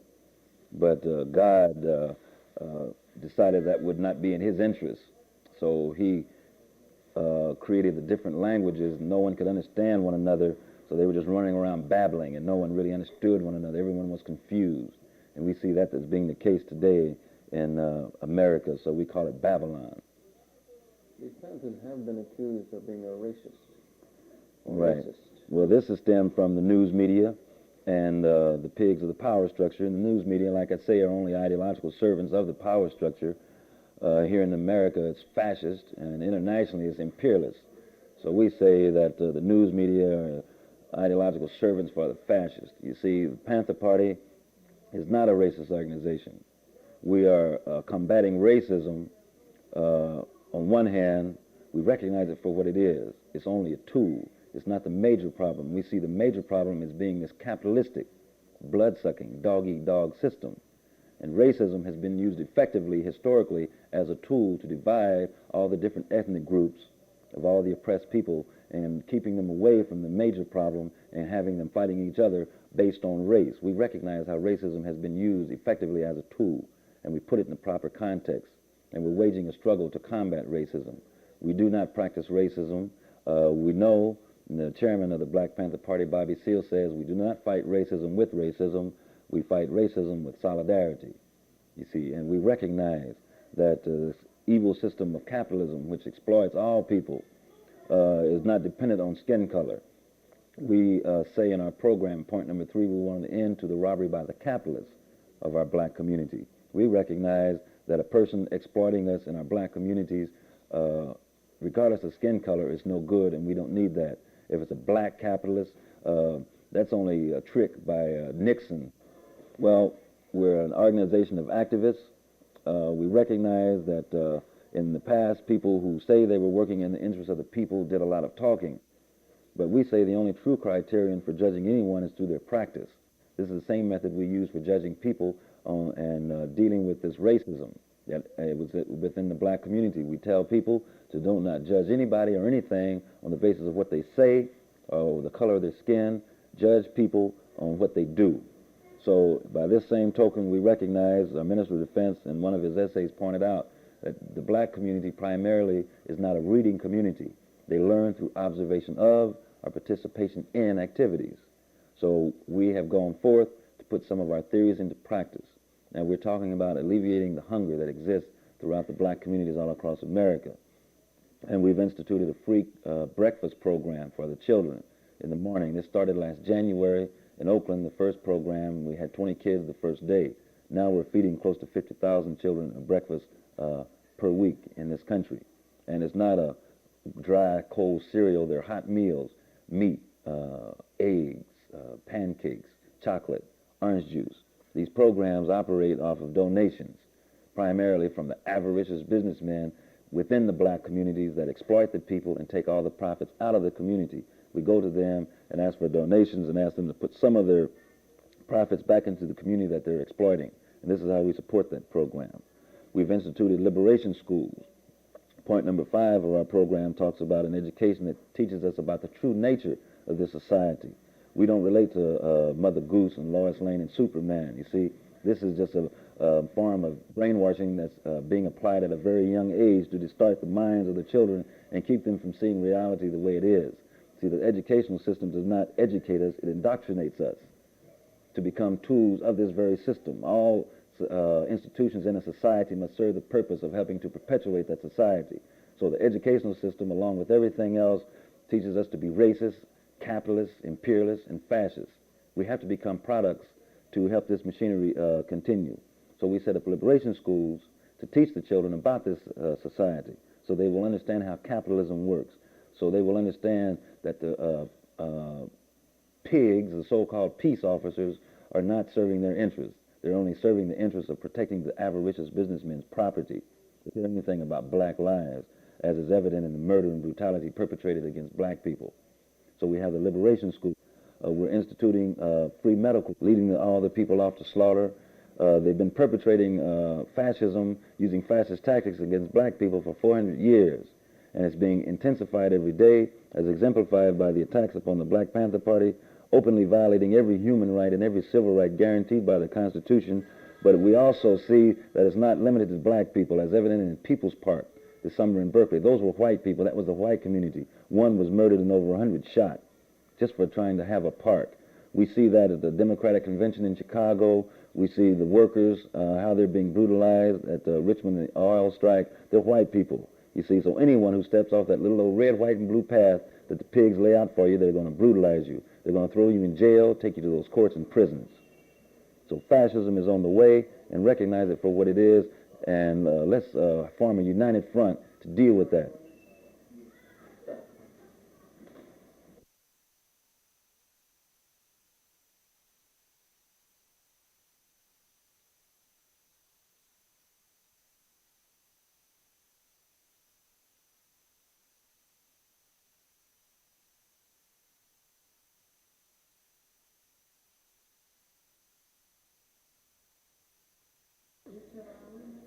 Clinics. We're having a little difficulty with that program because of the facility. We have doctors all across the country who are willing to work, but I think we only have about 5 clinics in operation at this time across the country. We have to depend on donations for all of this because, contrary to what the McClellan Committee says, we have no funds. We have no, so we're having a problem with facilities. But we do have free medical clinics, and we're moving on that to establish them in every branch and chapter all across the country. We also have a free clothing program. The welfare cuts here in New York primarily, the welfare mothers were not able to send their children to school. The clothing allowances that were inadequate in the first place were cut out, totally eliminated, and the mothers did not have clothing to provide school supplies or clothes. So we initiated a free clothing program. Operated the same way. We go to the avaricious businessmen and ask for donations of clothing and school supplies. Now, we had the first rally where we gave away the first assemblies of clothes that we had gathered at IS 201 approximately a month and a half ago. And the program was supposed to start at 12 o'clock, but the people were lined up at 9 o'clock. From 12 o'clock to 5 o'clock that afternoon, between 4,000 and 5,000 welfare mothers showed up with their children to get free clothing and school supplies. So the people are relating to our programs, like they're programs for the people, and when the people move on them, then we know we're moving in the right direction. For instance, we have 6 breakfast programs here in New York, and only one of them is a Panther program, a full Panther breakfast program. But the people themselves have adopted these ideas and beginning to implement them themselves. I went to Austin, Texas on a speaking engagement 2 weeks ago. I arrived and I discovered they have one going there. So we do know we're moving in the right direction, speaking to the people's needs. We say that every man, woman, and child has a right to the best way of life that technology and resources will provide. This evil system of capitalism that provides for all the profits and the benefits of the people's labor going into one person's pocket has to be smashed. It must be destroyed. See, the Rockefellers, the Kennedys, the Hunts, the Mellons, etc. It's not very many of them. It's only about 700 families that own and control all the wealth in this country and the world, you see. And the only thing between the people, the masses of workers and oppressed people, some people who do not know they're oppressed because they've been bought off by all the incentives that capitalism has developed to trick them a little longer, like credit. It keeps their nose to the grindstone. This is an indication that we are continually developing, you see. Start it again, we're at the top. Right. It seems to be a change of image to the past. No, it's not a change of image. Our program is the same. What it indicates is a continual development internally on the part of the members of the Black Panther Party. As you know, we started a purge last January, and what that entailed was closing down the membership of the Black Panther Party, not establishing any more new branches or chapters, and beginning to weed out all those undesirable elements within the party that were using the party as a base to engage in their own opportunistic activities for their own self-interest. And we began to weed these people out and intensifying the education within the party. And it shows a continual development through struggle also. You see, coming up with new ideas that don't drop out of the sky. They only come from practice and helping us really deal with this problem in a concrete fashion, you see. Like we have the problem now of our Minister of Defense being imprisoned in California, serving 1 to 15 years, and our chairman being railroaded in Chicago in that farce of a trial called the Chicago Conspiracy Trial, and the trumped-up murder charges that he's being held for New Haven. You see, well, a lot of people would look at these things and throw up their hands, you see, but we recognize that this system is decadent, is trying to stand in the way of history, and it can be smashed because we see the tentacles of this system being destroyed all over the world, Vietnam, Korea, Latin America, and Africa, and Asia, wherever any revolutionary struggle is taking place. So we look at that situation and we recognize that we're in the same struggle with all the people struggling all over the world, and we come up with a solution like exchanging the prisoners of war held by the victorious and courageous Vietnamese people for our Minister of Defense, Huey P. Newton, and our chairman, Bobby Seale. So we have a new slogan that we're putting before the people, that is Pilots for Panthers. You see, and this proposed exchange of prisoners should be supported by the American people if they're concerned about peace, if they're concerned about the soldiers, if they're concerned about the fascist tactics being used against black people, and if they're concerned about the imperialist tactics being used on people on an international level. They should support this proposed exchange of prisoners of war in Vietnam for prisoners of war right here in Babylon. What would you say the image of the Black Panther is in the community? Well, I'd say the image is one of, in the black community, one of not being too sure just what we're all about, because on the one hand, they read all the lies printed by the lackeys for the power structure, the news media, but then on the other hand, they see what we're doing. So the black community particularly is getting to learn that there's some contradictions about what they hear about us and what they see us into. So right now is one of hope. Black people themselves have shown through their activities that they want to change, or they're looking for someone to lead them out of the situation that they're in. And what we're trying to do, we're trying to provide the leadership and the guidance for the struggle of the oppressed black community. That's what we address ourselves to. If they see that we are for real and are really speaking to their needs, it won't be too much longer, and they're going to say, right on. Let's get this thing on the way. You see, and right now, they're just checking us out, seeing how we deal with the situation, and if we stand up under this repression, which we will, that is going down now, it won't be too long, and you'll see total support. Example, Chicago last week, with the gagging and the chaining of our chairman and the brutality that was perpetrated against him in that fascist courtroom. You have from SCLC all the way down to the Blackstone Rangers. Total black community in Chicago is up in arms, in an uproar, solidly behind the Black Panther Party and the chairman, Bobby Seale. You see, because the things that we've been saying more and more through the decadence of this society is becoming clearer and clearer to the people that what we're saying is true. See, that's what we have going for us, the truth. You see, the things we point out, the contradictions that we point out in this society, as this society loses its old methods of controlling the people through trickeration, jive, little pacification programs, that's what they call them in Vietnam. Here they call them poverty programs or VISTA, things of that nature. As these techniques lose their control over their people, the only avenue available is brute force, fascism, an open terrorist dictatorship. We haven't got to the point where there's a total fascist state for everybody, but it's being perpetrated against members of the Black Panther Party, as exemplified what happened to our chairman in Chicago. First of all, the First Amendment to the Constitution guarantees you the right to free speech. The Fourth Amendment to the Constitution says, for a federal officer to arrest you, he must go before a judge and secure a warrant, and the warrant must state who is arrested. The chairman, Bobby Seale, was arrested on the streets of Oakland, California by the FBI, who had no warrant. They arrested him on the promise over a telephone from the New Haven authorities that he would be sent a warrant.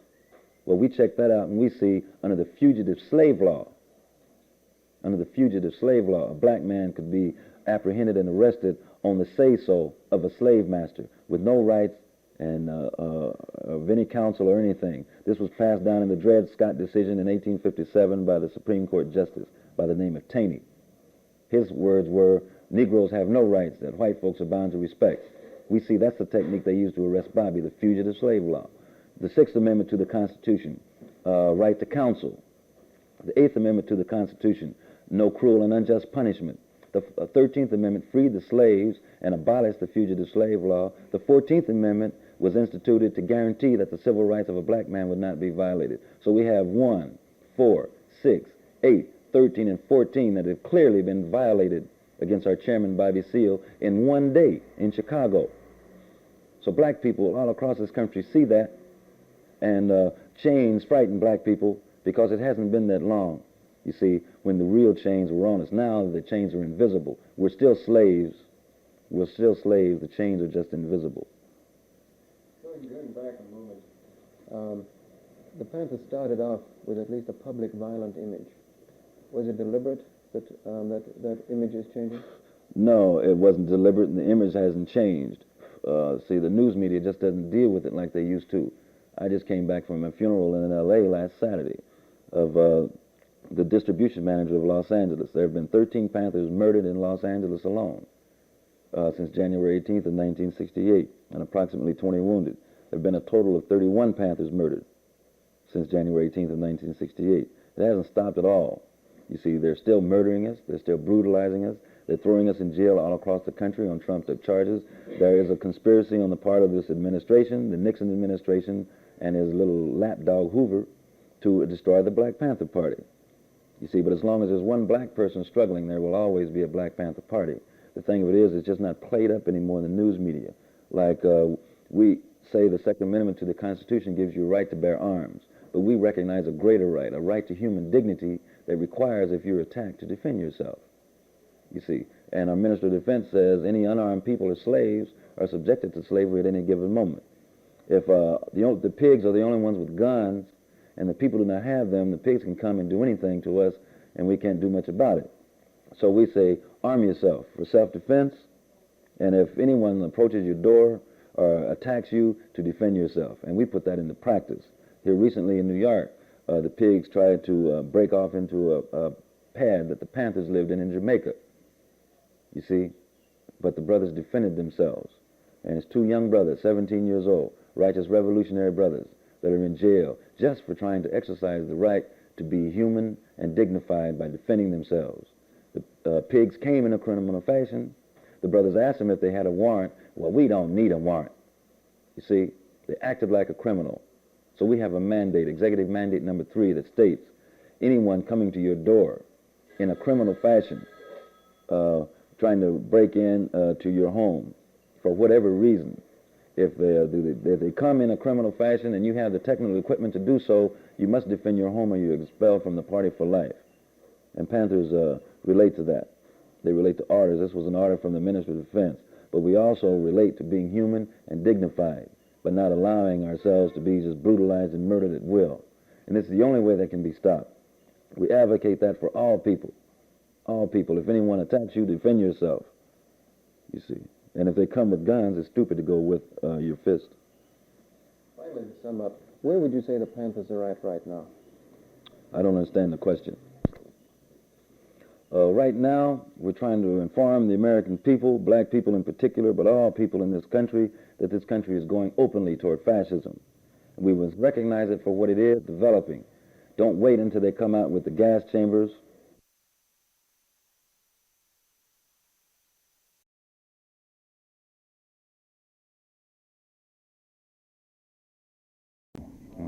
What, do you want me to read it or what?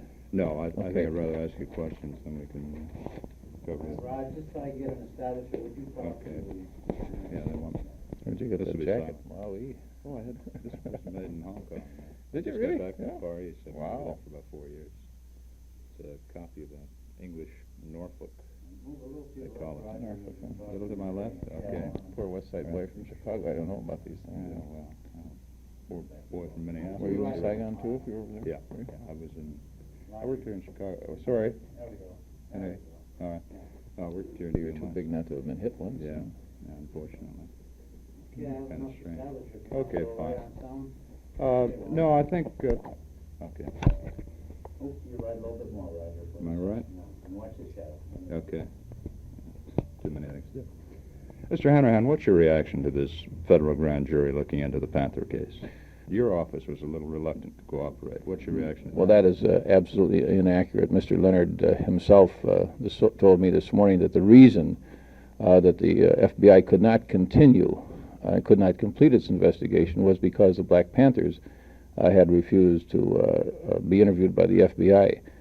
Our office immediately agreed when called by the local head of the FBI. We agreed to make our officers available.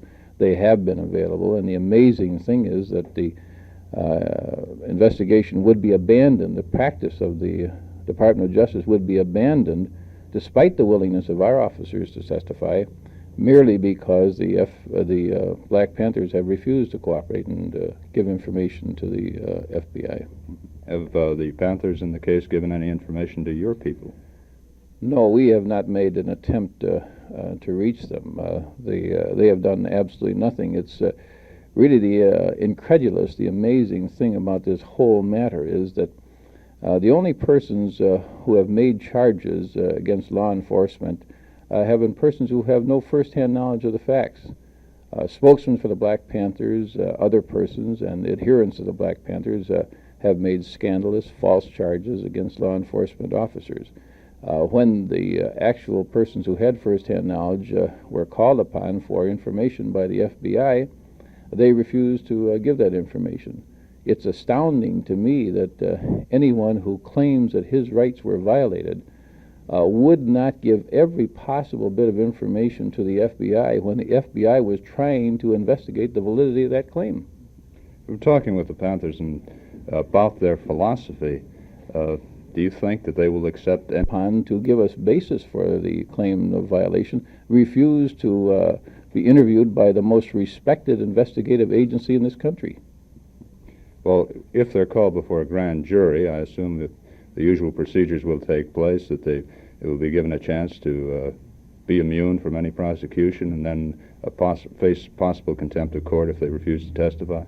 Well, of course, that type of question would have to be directed to the Department of Justice because they will control the investigation, whatever presentation is made to the grand jury. I wouldn't presume to tell Mr. Leonard how he should conduct his investigation. Mm-hmm. How do you think the investigation will wind up? Do you still have faith in the initial version of the story that you put out, that the Panthers attacked the officers? I have absolute faith in the statements and the demonstration made by our officers. I marvel at their bravery. I admire their professional discipline under fire.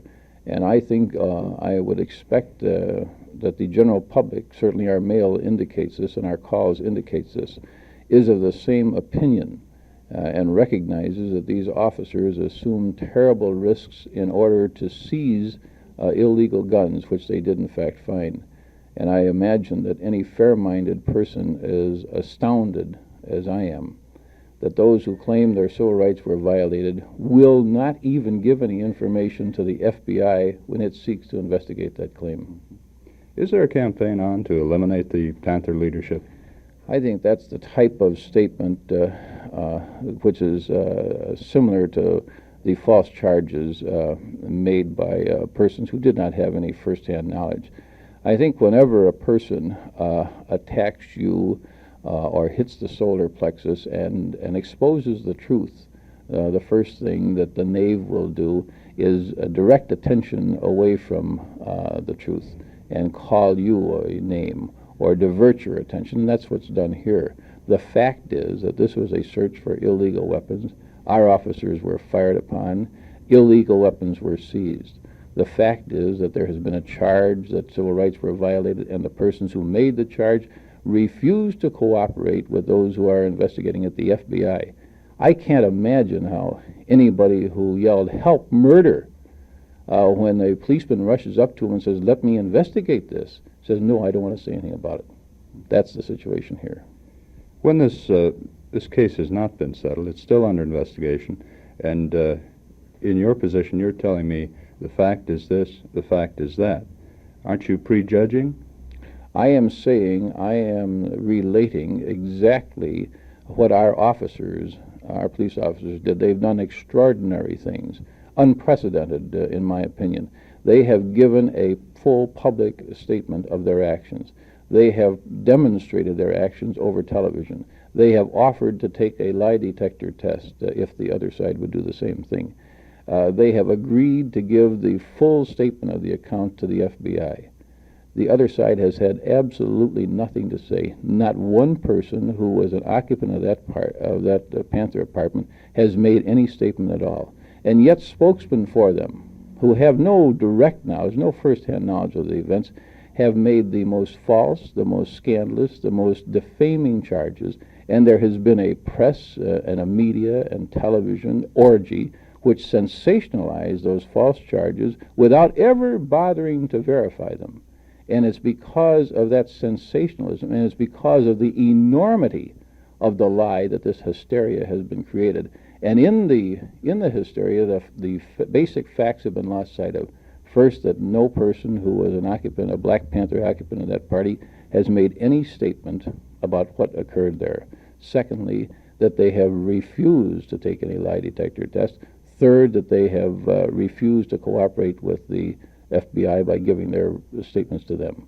To me, that's a completely amazing situation, and I can't understand how anybody who was fair-minded would accept the extreme, irresponsible charges made by persons who have no first-hand knowledge in the face of their refusal to give.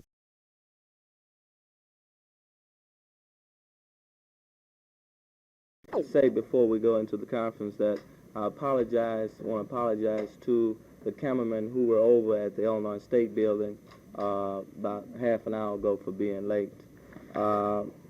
I'm up here because we have an office here which is located at the Hyde Park Bank building, and for Fred Hampton's funeral. The night or the morning that Fred Hampton was assassinated, he and Mark Clark. Yes. Okay, are you ready for the conference now? All right, okay. The morning that Fred Hampton and Mark Clark was assassinated, that same night there was a business burned in Cairo, which is constantly supported by black citizens of Cairo. And when this building was burnt, which is located in the black community, white firemen as well as white policemen and the white vigilante group came into the black community with guns and attempted to fire into black homes and at black citizens. And of course the outcome of that was that one fireman was shot, and it was projected as if by the mayor of Cairo, P. Thomas, as if the fireman was shot while he was trying to put out the fire in the black neighborhood. But that is not true. He was shot because he was involved with other firemen and policemen and the white vigilante group firing into the black community. It has been very clear for 8 months, the overt violence which has been happening in Cairo, where we have been boycotting all of the white businessmen there, that there's been attempts of genocide on the black community.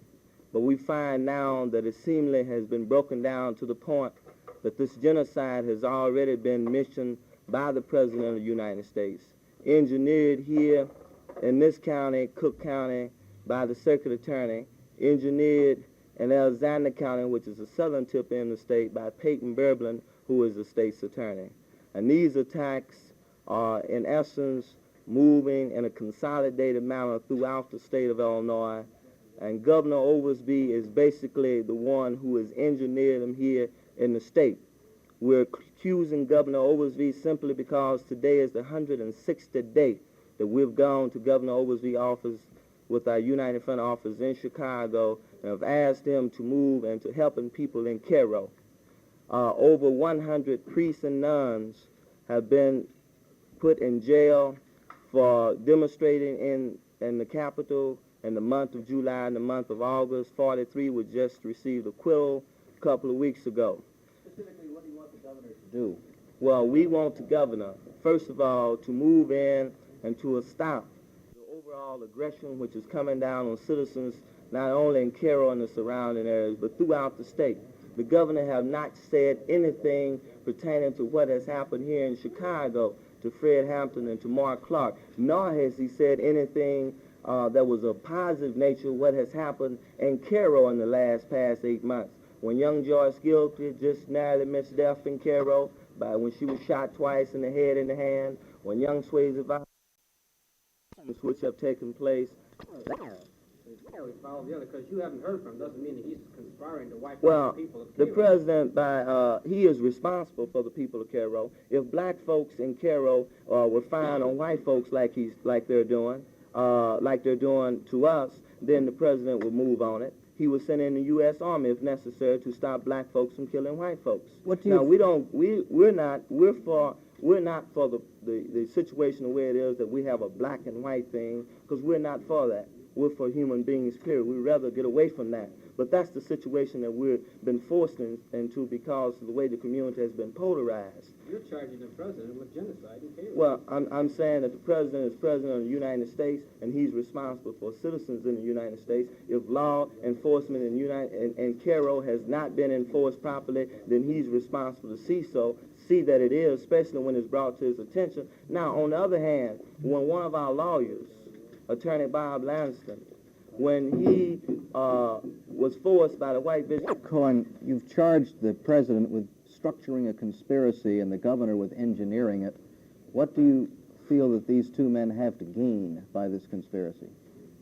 Well, first of all, what do they have to lose? You know, basically what Black they have, votes, what they have to gain, what they really have to gain, they would gain removing people who are moving in the area to make sure that the Constitution is followed through as it should be followed through. Moving against people who are preaching the truth. and they just happen to be in the way when the truth is being preached. You know, they are the ones who are being hurt because they are the real oppressors. And in the process of this happening, to remove the people who are speaking against you mean that you're removing opposition.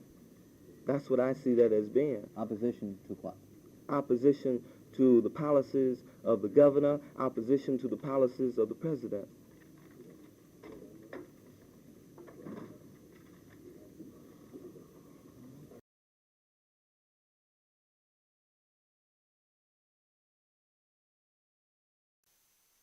Great black Jamaican poet once wrote, if we must die, let us not die like hogs penned in some inglorious spot.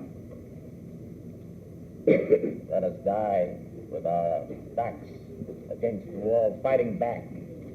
What though before us lies the empty grave? I think the Justice Department is where the damn. I don't see how the Justice Department can investigate itself.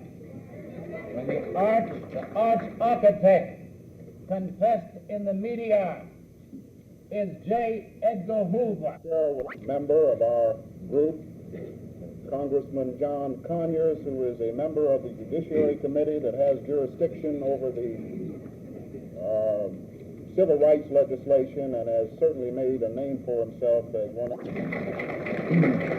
Mr. Chairman and sisters, we're here today to begin to do, we're here to take the testimony and the evidence that will be put to you out of these hearings and translate them into political action, then these hearings will be in vain. And I don't speak just for the abuse and oppression and police brutality that obtains in Chicago, because Chicago is no different from Detroit, is no different from New York or Los Angeles. Up south or down south, it's the same oppression across this nation. And until we begin to put this together out of an understanding that we have formulated, I don't think that we have a right to expect the man or the establishment or the power structure to do it for you.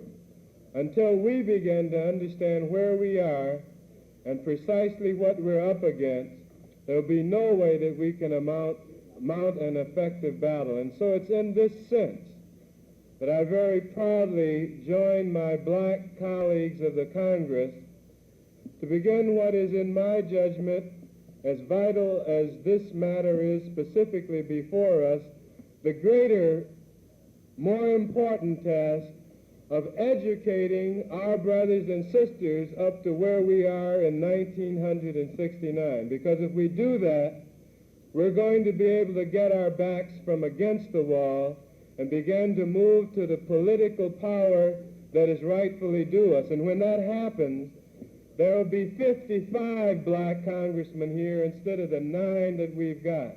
Thank you very much.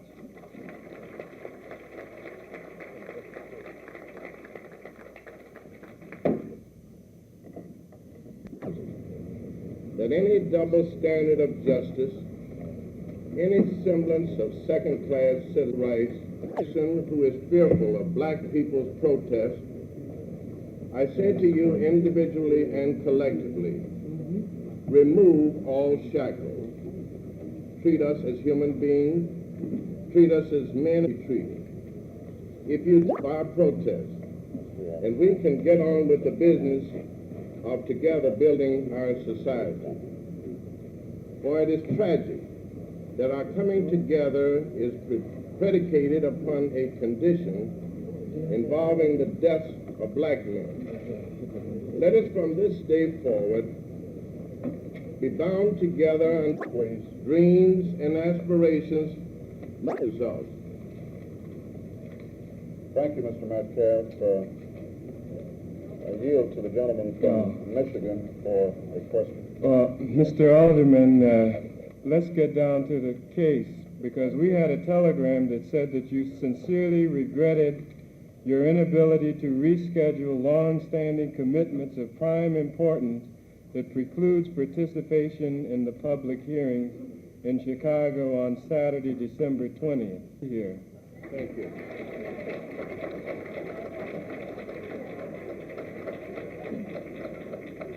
Gentleman from New York, Mr. Carr. That's fine.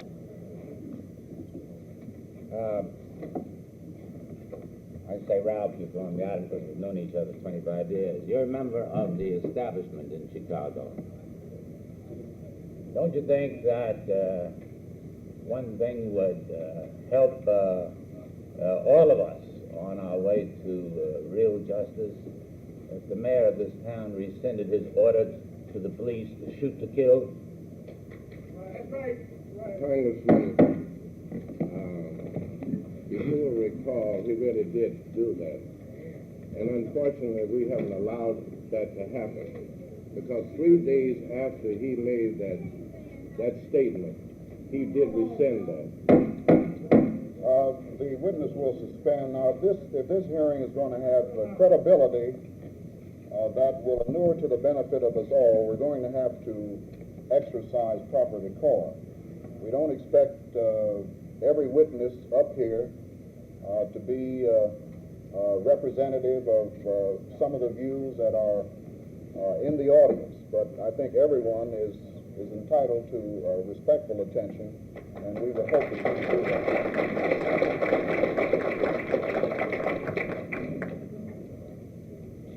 You may proceed, sir. I have answered this question, Congressman Biggs. Do you have any questions? No, Congressman Biggs extended me an invitation. I'm here as an individual. I'm not representing anyone but myself. I have no questions. What? The murders of these two men.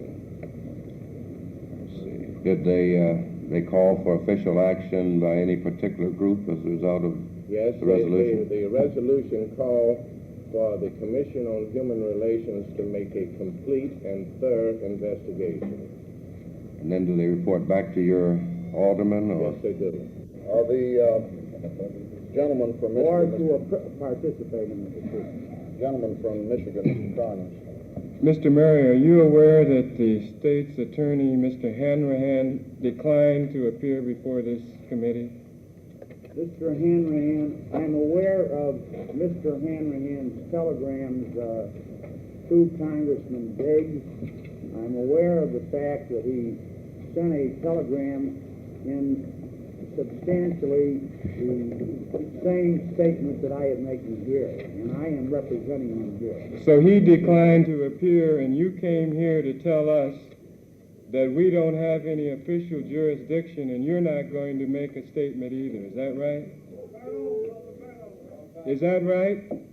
Congressman, I am here out of respect for your position and to state that because there are legal proceedings, it's inappropriate, which I am sure you understand, that it's inappropriate for our office to comment on them before a body that has no legal authority from Congress. And I'm sure you understand, Congressman, your expressions as a representative certainly are concerning. But I'm talking about legality and justice, which I am sure you are concerned about. Well, just stop worrying about what I'm concerned about. Mr. Chairman, I object to this witness even being allowed here today if he didn't come to testify about what we're doing here. He shouldn't have been even put on the committee hearing to be heard. And I object to it. Mr. Chairman, I agree with the gentleman from Michigan, and I'd like to point out the discrepancy between Mr. Murphy's refusal to testify and the fact that I hold in my hand 2, 4, 6, 7 pages of Attorney General Hanrahan's statement on December 11th to the Chicago Tribune. Yeah. He testified there. Yes, indeed. To the press he testified, but the members of Congress he will not testify.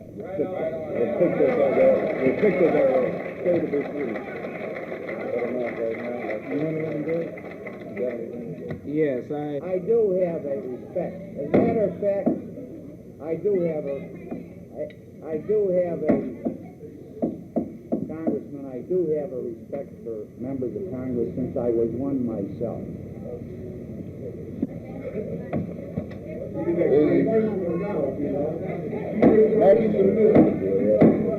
The next witness.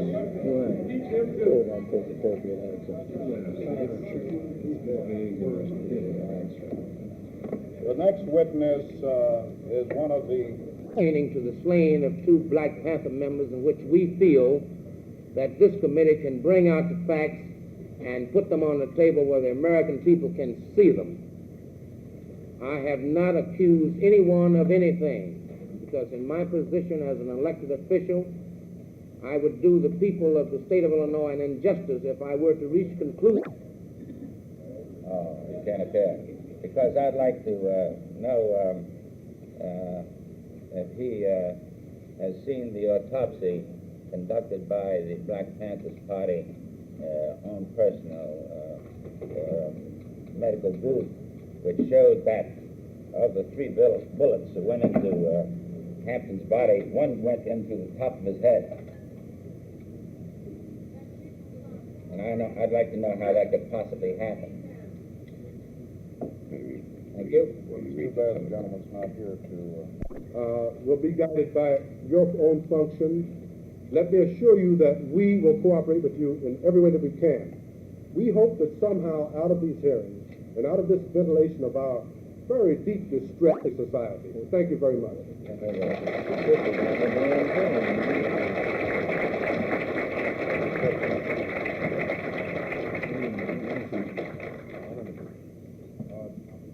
Before the panel... now let me... These things are all connected. I'm sorry. Certainly. No, you raised an excellent point, I think. With reference to these groups, has the attitude of the police in the state of Illinois been the same towards these revolutionary groups that it has been towards the Black Panthers? Congressman, it has not been, and I think I ought to be very specific about this. All right. Now let me ask you one further question. I noticed in this morning's paper that out in Berkeley, California, and in San Francisco, California, the mayors there have announced that they are willing to cooperate with the black citizens of that community in order to alleviate these kinds of situations occurring. And then when they have these little misdemeanor kind of complaints with reference to the Black Panthers, that they are willing to, in one city, Berkeley, let a group of black citizens negotiate and intermediate for the police with reference to this minor complaint which they have. In San Francisco, they're willing to let Charles Gary, who is the counsel for the Black Panthers there, negotiate such complaints so that they don't go into their home and commit this kind of thing. Now, is this the kind of thing that you think Chicago would be receptive to at all? If you're asking me if I think... And for the record, will you agree that now he's the chairman of the special committee to investigate this atrocity in Chicago, that he always has been, appointed by the Attorney General, Mr. Mitchell, the chairman of a special committee set up by the Department of Justice to watch the Black Panthers? Definitely agree. Okay, thank you. Thank you.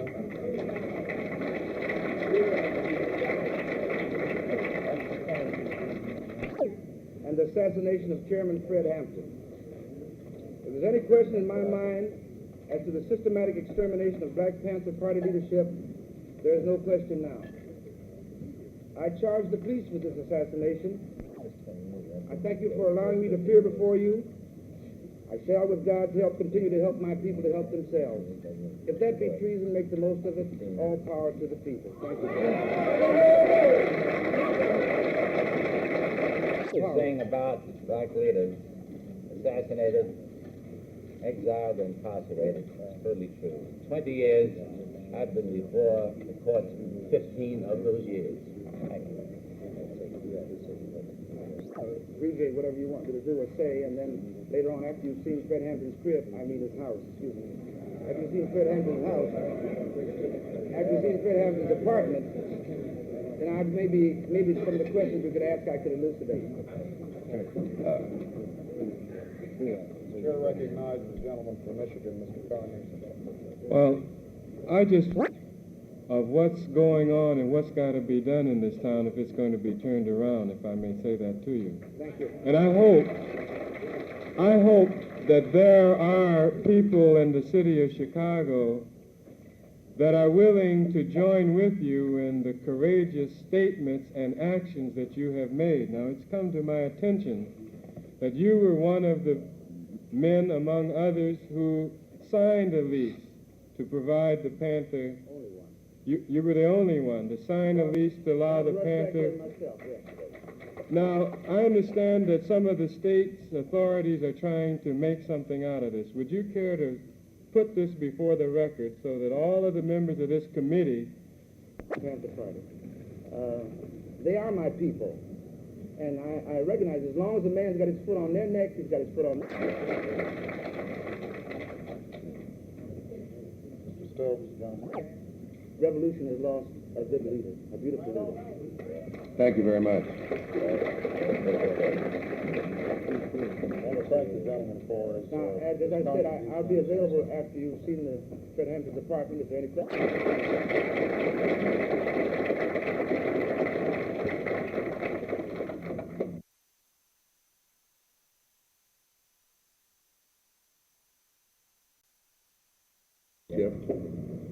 Any denial of a person's such image, treat us as you would want to ought to have been doing many years ago. We think, without any, at least I think, without any deprecation of the motives of the other groups, that we are the only ones who are entitled to go into this serious problem facing our nation before the sight of the world, because we are the only people who are responsible to black people.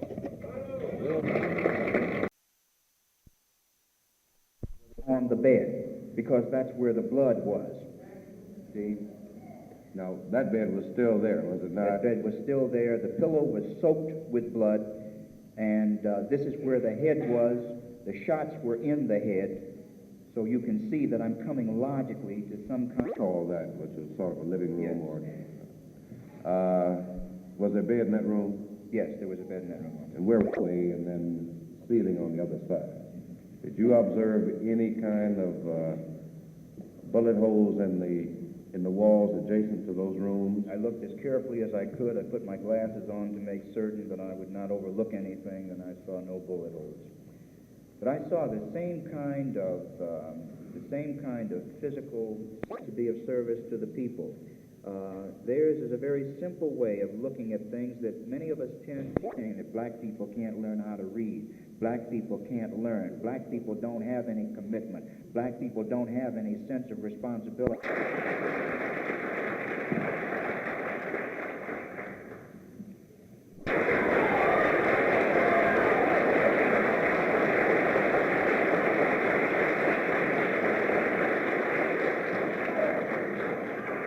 Had a lot to say because we have to experience it.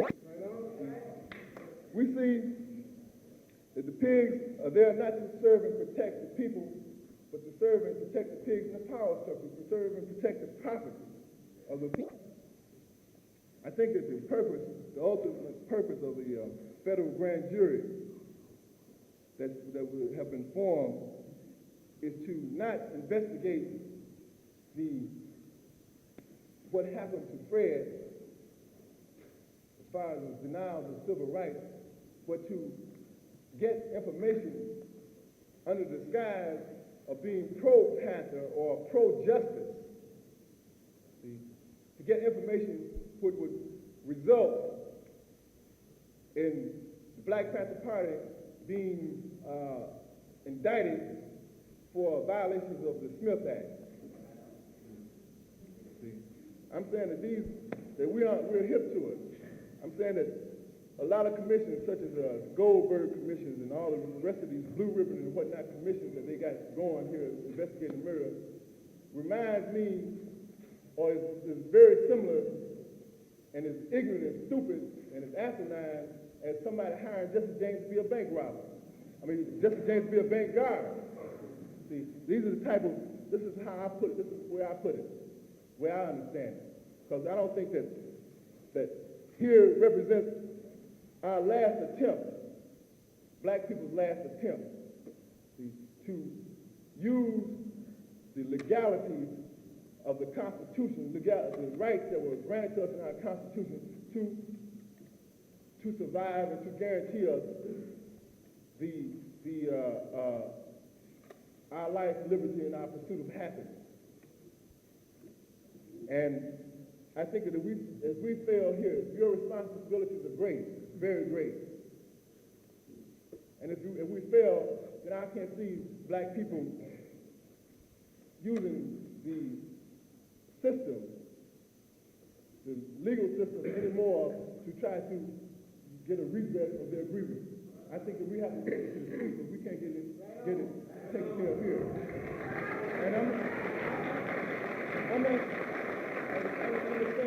sure that all black people are going to be there. There might be a place for congressmen, and there might be a place for Panthers. There might be a place for kids.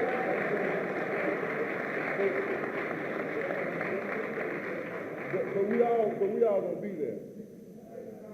And I wanna, as you know, to wind it up and to show you arresting people, that he would put on his black gloves so that he could beat them. This man is a notorious outlaw in the black community. He's a thug, and he's right on. He's a savage. See? And these are the type of people that they employed on that.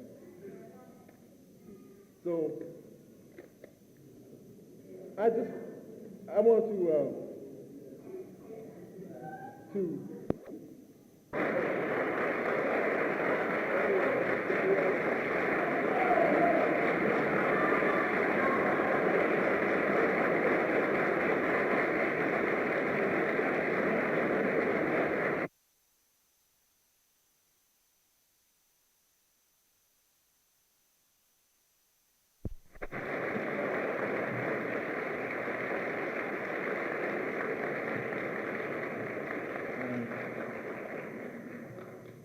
I think we're all indebted for the quality and detail. All right. As one congressman said during today's long hearing, the grievances of the black community are well known. I'll start again. As one congressman said during today's long hearing, the grievances of the black community are well known. What we need is a remedy. Today's hearing has uncovered nothing new, just a repetition of the same grievances. That remedy is still a long ways off. Roger Peterson, ABC News, Chicago.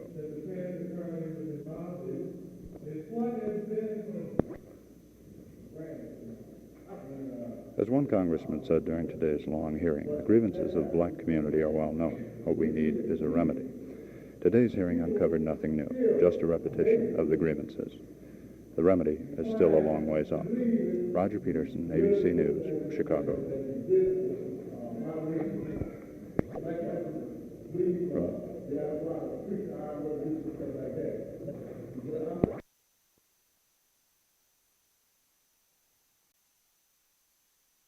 Chicago's Crime Commission announced today evidence found at the scene of the raid in which 2 Panthers were killed indicates shots were fired at police. Panthers still deny it. 5 of those arrested at the raid had their case continued today. They and the investigators for the commission will be among the first called by the special grand jury. Roger Peterson, ABC News, Chicago.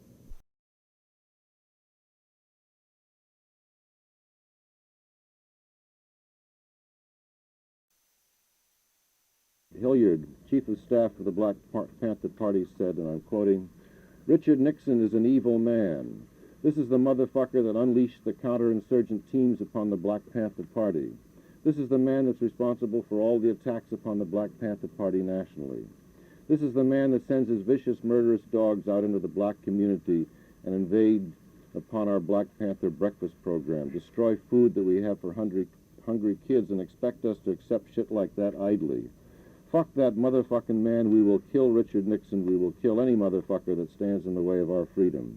We ain't here for no goddamn peace because we know that we can't have no peace because this country was built on war. And if you want peace, you got to fight for it," unquote. On December 3rd, Mr. Hilliard was arrested, having been charged with making in his November 15th speech, quote, certain threats to take the life of and to inflict bodily harm upon the President of the United States, Richard Nixon, unquote. The new mobilization committee denounces the United States government for this action. The rally at which Mr. Hilliard spoke was a political gathering with some 250,000 people present. He spoke in the language of the streets. In charging and prosecuting Mr. Hilliard, the government is directly violating his First Amendment rights under the United States Constitution. We demand that these charges be immediately revoked. We call upon responsible Americans everywhere to join us in this demand. The new mobilization is also ready to call for country.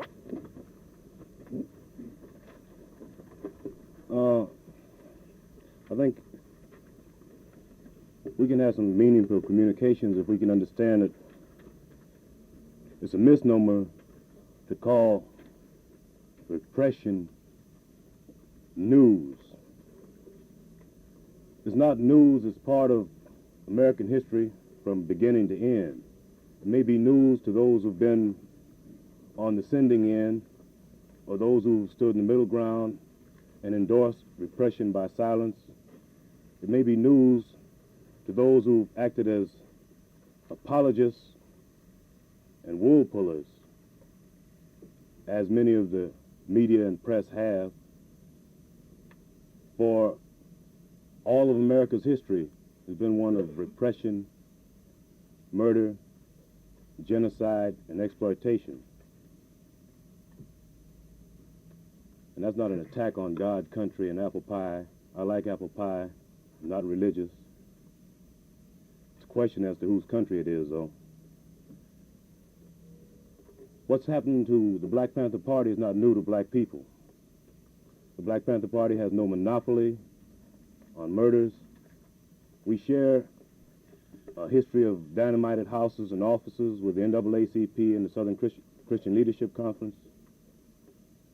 We share a history of murders. Only thing that makes it news is that more people are seeing it. The Black Panther Party intends to keep on educating by example. We do intend to show that the Constitution is not relevant and that the Bible is practiced by the majority of Americans, black and white, is just rhetoric. The Bill of Rights is just words on paper. Or put a fox to guard the chicken coop. So the Congress can investigate, the Justice Department can investigate. But we intend to take the case of the Black Panther Party and black people to a world court. Thank you. Do the Panthers consider themselves co-sponsors of this? Do not have the right to develop their God-given potential as human beings because there are no schools for them.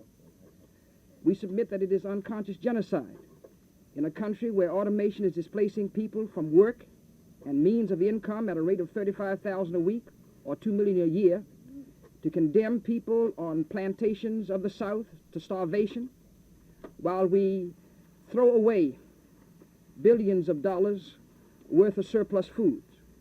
It is a form of unconscious genocide when a mother from a poor or minority family in this country is denied adequate prenatal care, with all the potentially tragic consequences of this for her and for her unborn child. That is a form of unconscious genocide. When we send the sons of poor families and a great... That he was murdered as the Panthers say, rather than being killed in a fight in which the Panthers were also shooting at the police instead. Can you elaborate on that? What kind of proof you're talking about? All right. When it was presented? I'd say the fatal flaw in that assassination plot was the fact that the police withdrew immediately after the incident, allowing us time to make some of the most extensive criminologist-type scientific investigation of that area.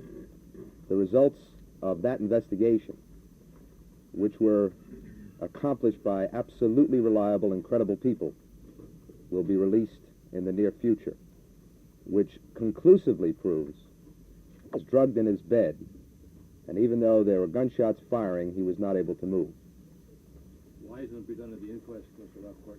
That inquest, the Panthers have taken the position, and I think rightfully so, was a product of another governmental plan or conspiracy, namely to whitewash. That inquest, as you know, is to determine the cause of death, the amount of cross-examination allowed, the selection of a United States attorney to handle it, the jury in question are all what the Panthers consider an attempt to whitewash an incident.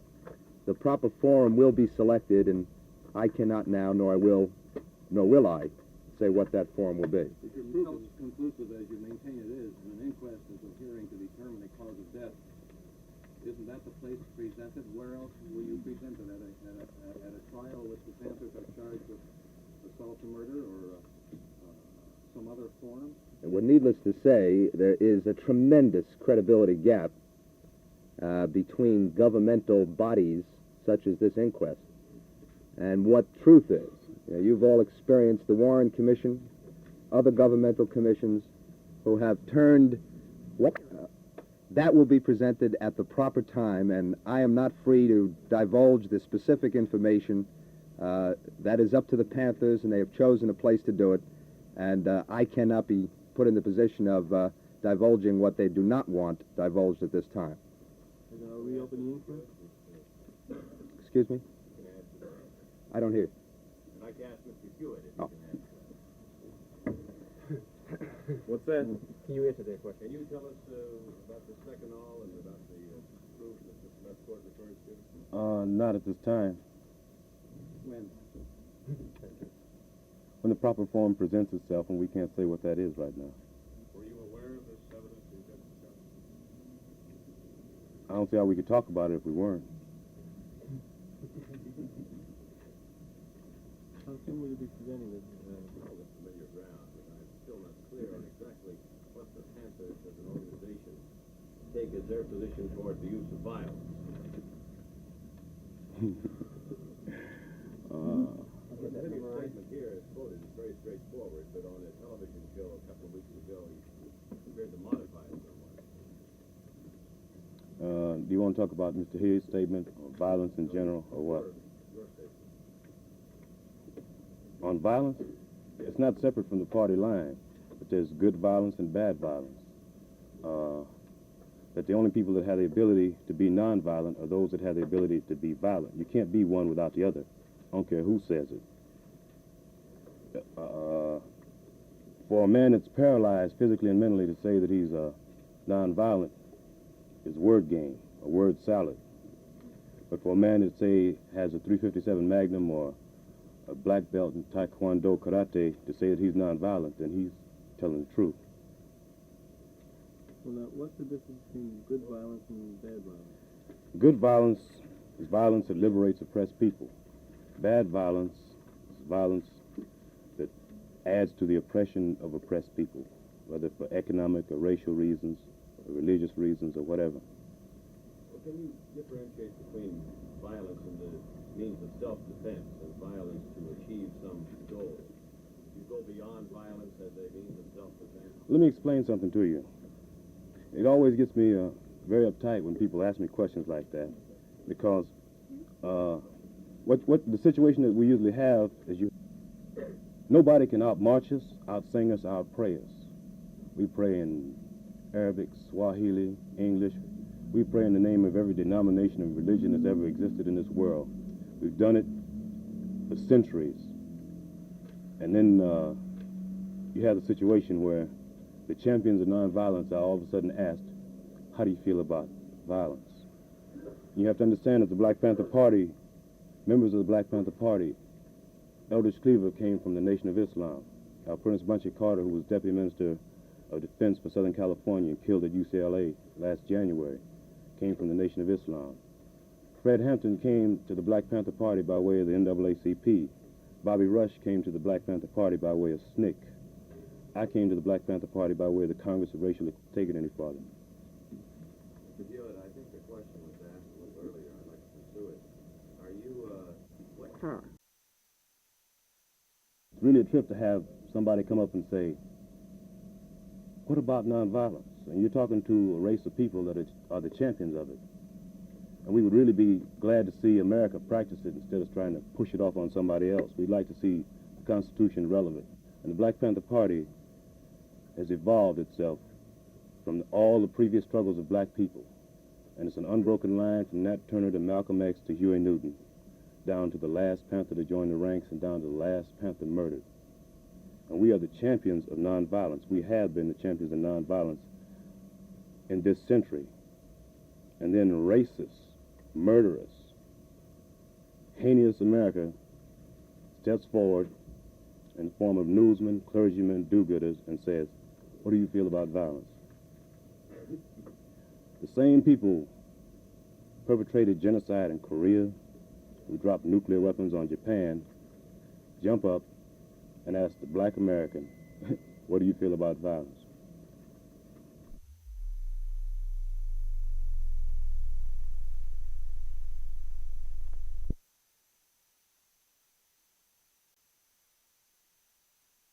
We appreciate the fact that people from all spectrums of the movement, from what's called the liberal to the super radicals to the super black militants, have seen the need to take a stand against what's happening to the Black Panther Party, because I think that everybody who's engaged in any dissent at all understands that an attack on one is an attack against all.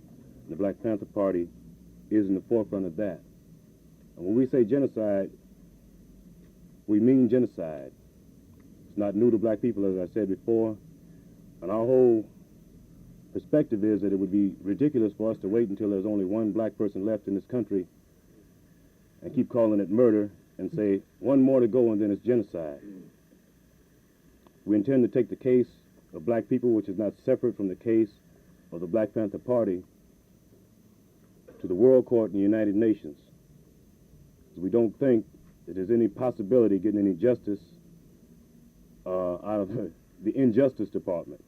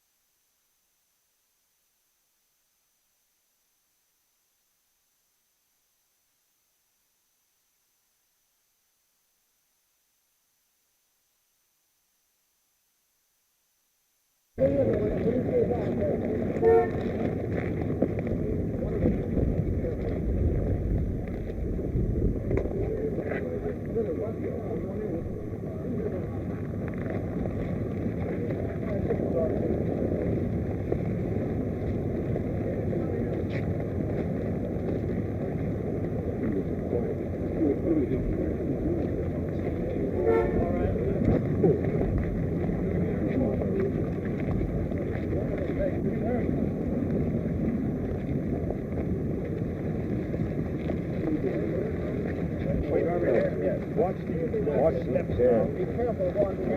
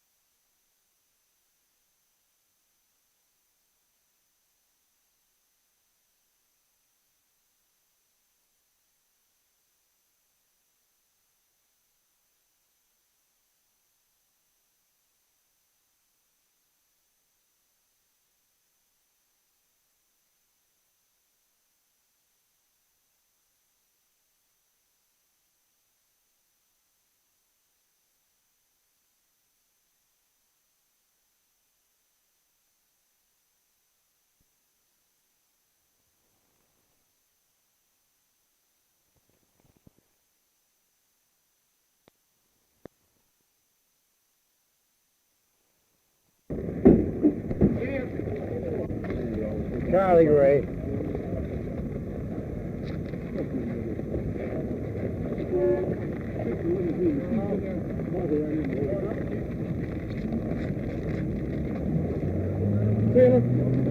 You'll be protected out of this big fight.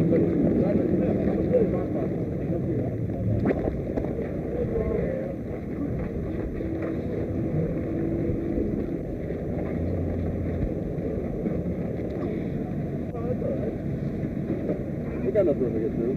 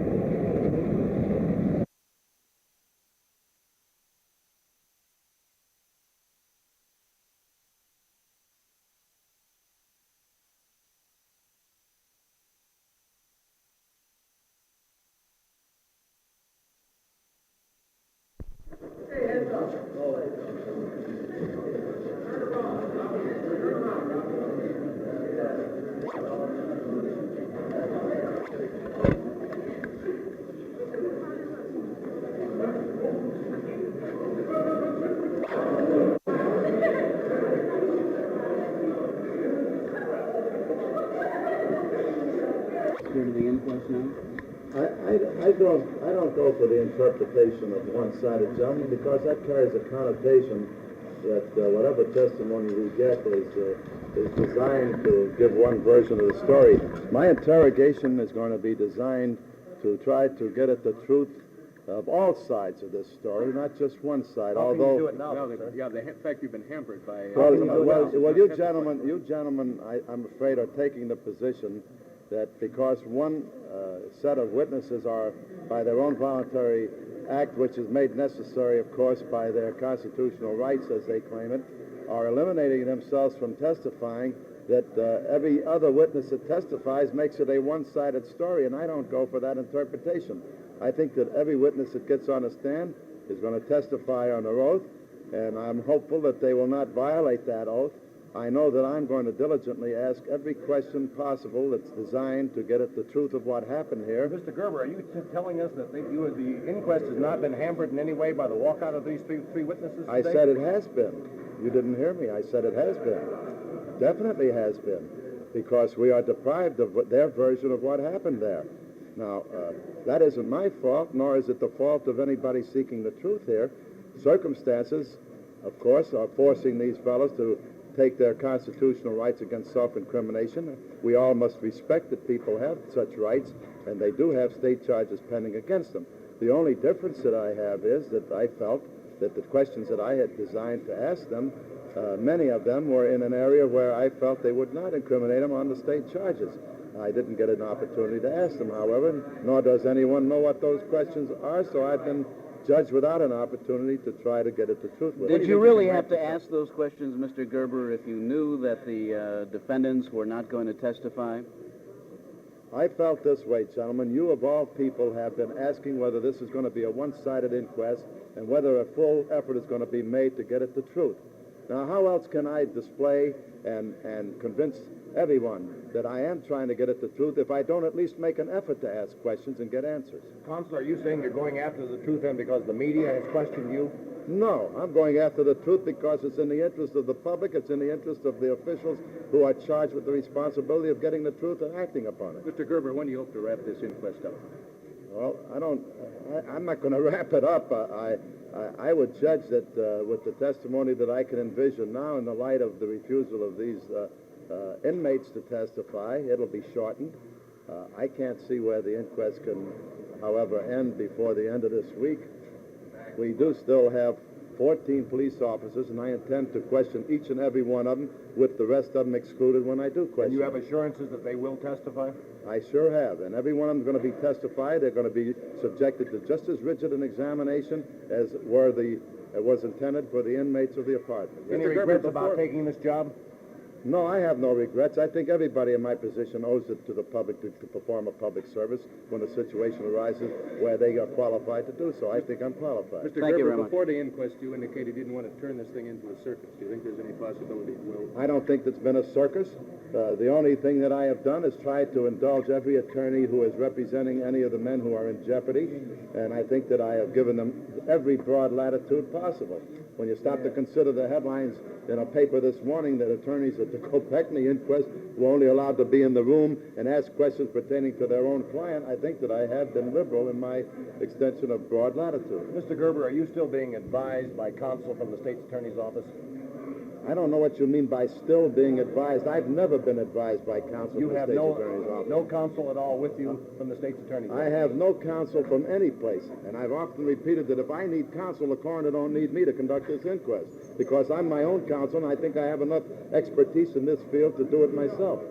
And let me make it clear, I never have had and don't have now any counsel from the state's attorney's office, and I regard them in no better light or position in this inquest than I do the counsel that I've been permitting to ask questions all morning and all afternoon. Thank you very much. Right. Thank you.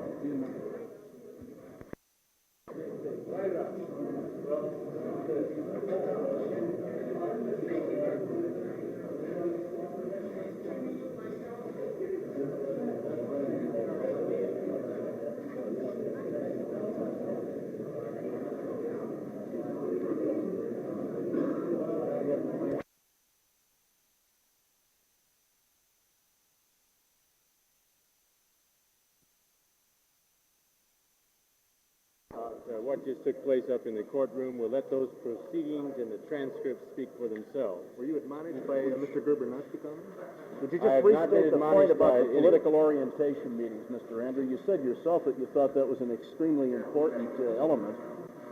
Well, I'm just not saying for the comment, okay? Let me On Monday we'll talk gentlemen. more about it. I think since he did propound the question, and he has been dealing with the question, I'd like to just mention to you that I think what he was trying to get across was that inasmuch as the officer, Groth, testified that A, he was aware that on Wednesday night before this raid at 8 p.m. that the Black Panther Party members attended at the party headquarters a political orientation meeting, and that since his mission was to get weapons from a house, that it might well have been best to go to the house at 8 o'clock. And when Officer Groth admitted that he considered going there at 8 o'clock, then I can understand Mr. Andrews' concern as to why in God's heaven did he go at 4 in the morning when people would be there instead of going at 8 when there would clearly be no people there and presumably just the guns that he allegedly went there for. And his suggestion was quite clear that this jury has a right to know. Was his mission murder, or was his mission to search for weapons? Sergeant Groth said he didn't know that all of the party members would be missing from the apartment. Oh, I think he said that, but I think he also said that he was aware that political orientation meetings are held 3 days a week. I think the implication there is quite clear, that the larger number of persons in the party would be there then as contrasted to 4 o'clock in the morning. And he also knew, he said, that this was a Panther, quote-unquote, pad. And clearly also, as the chairman of the party, Fred Hampton certainly would not have been at that house at 4 o'clock in the morning when he ordained to have the raid. That's all I have to say. You're going to be able to pursue that on Montgomery? Well, I would hope I'd get an opportunity to interrogate the witness on behalf of Mr. Clark's family, and I will consider going into that area, yes. If Mr. Gerber permits. If it's permitted, of course. Thank you, sir.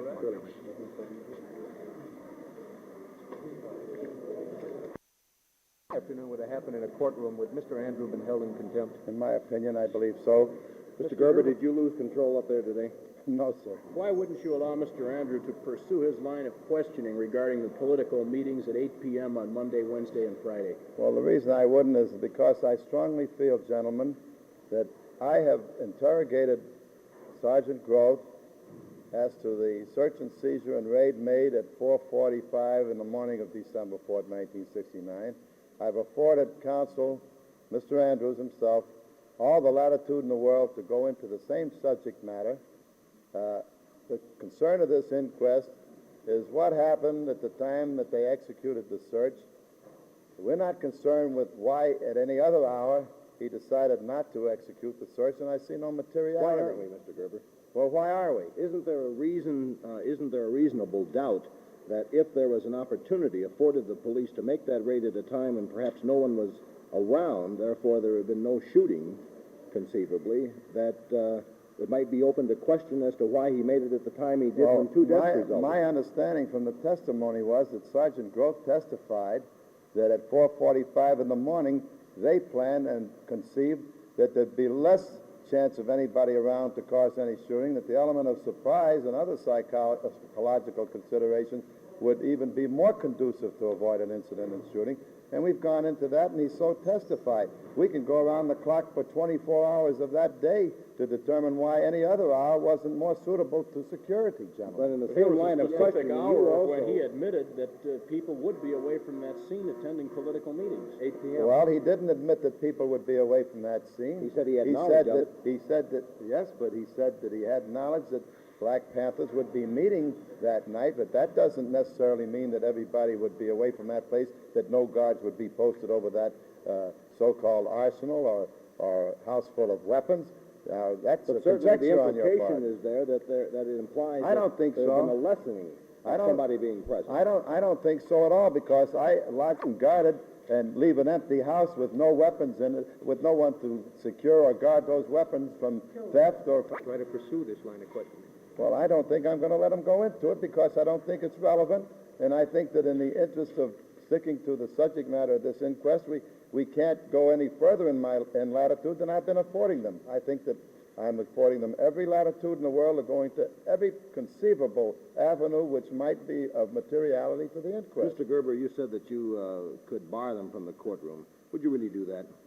Well, gentlemen, you've seen the exercise of my patience in spite of many, many outbursts already. That's why I asked if you lost control. And I think, no, I did not lose control, but sometimes even my brother lawyers have to be at least cautioned not to go over the bounds of reasonableness. Now, here we have a site where one man is prejudging what the coroner's jury is going to be charged with determining, and yelling, Mr. Andrews yelling murder. Now, he is assuming the prerogative of this jury, and he's playing or grandstanding for the jury, in my opinion, because this isn't the first time they've yelled that. Now, here, on the other hand, you have... you yourself inadvertently referred to murder one Never, day. no. On Tuesday, you corrected yourself. Well, I didn't correct myself. We all stumble. We all state something that we didn't even intend to state in our conversations from time to time. That don't mean that we're held to the fact that it was absolute, the fact that we tried to portray. We all do that. No, don't seize upon that. But all I'm saying is this, that the state's attorneys men screaming like banshees in that courtroom, and the men representing the family constantly insisting on making speeches purely inadmissible and immaterial for the purpose of the inquest, and only grandstanding either for the press or for the jury, represents a very sorry picture of my brother co-professionalists in a hearing of this kind. And I'm just disappointed that they do that, and I'm sorry to see it. They all are men of class and ability, and they shouldn't do this. Remember, the state's attorney's staff called Mr. Andrews' performance this afternoon disgraceful. You go along with that? Well, I don't want to and I don't think that these things should be indulged in by competent counsel who know better. Mr. Gerber, the other day we asked you whether or not you had any regrets about taking this job. It's been 4 days now.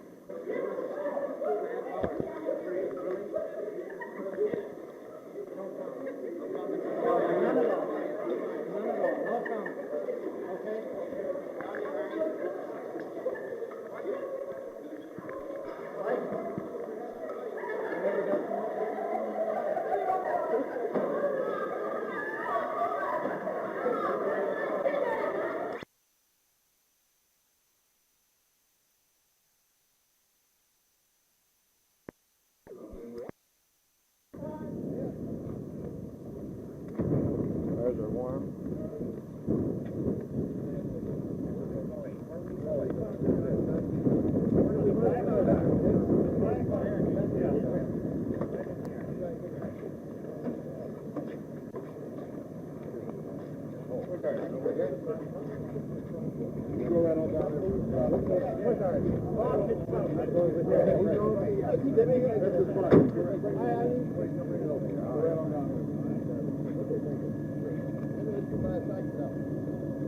Go this way? Am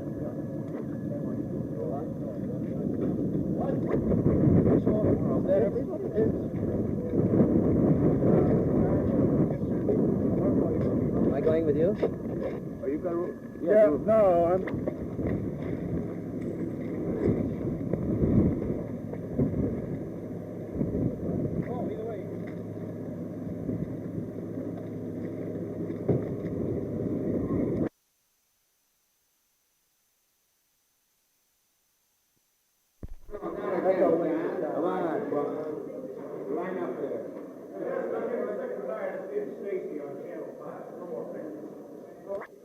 That I thought it was deplorable that they didn't give me a chance to at least ask them the questions which were designed to give them an opportunity to tell their side of the story as to what police had done after they entered this apartment, and especially so since I also had declared that I would respect their refusal to answer any questions as to what they themselves had done when the police entered the apartment, and that I would allow them to take the Fifth Amendment privilege on any question that they chose to consider the slightest bit exposing to their rights and interests.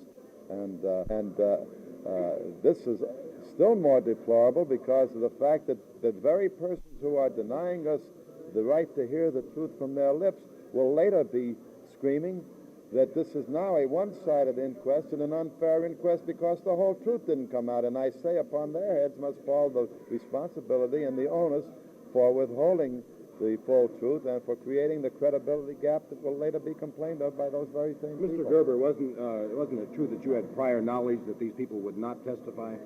Absolutely not. I had hoped all the way down, especially when I made the impassioned plea that I did at the opening of the inquest, for everyone to cooperate in the search for the truth. I absolutely had no knowledge of it. I, as a lawyer and a technical lawyer, suspected that their counsel may so advise them, but I had no knowledge that they wouldn't even risk some exposure if they thought they had any after I stated what I did, to try to tell the story of how their comrades came to their death. And you think they should have risked some exposure? No, I don't say that. I say that they were risking no exposure in the light of the assurances I gave them that I would ask no exposure of them. Mr. Gerber, why did you order the sheriff to bring those other inmates of the apartment into the inquest? Because under the statute, the coroner has the right to compel the attendance of any witness whom he feels may throw some light on the causes of death. We know that these people could throw some light on the causes of death, and we have the right to compel them to attend the inquest. We haven't the right to compel them to testify against their constitutional rights, but we do have the right to have the man be sworn and to assert their rights. After what happened yesterday, do you think any more light will be forthcoming from these other witnesses? I continue in my hope that they will see the light and the advantage of coming in and telling that which they can tell in this matter, which won't expose them to the state charges. Do you think by their tactics they're sabotaging the inquest? I think that this, I can't help but infer that this must have been pre-planned because of the method in which it was carried out. Will this shorten the inquest then?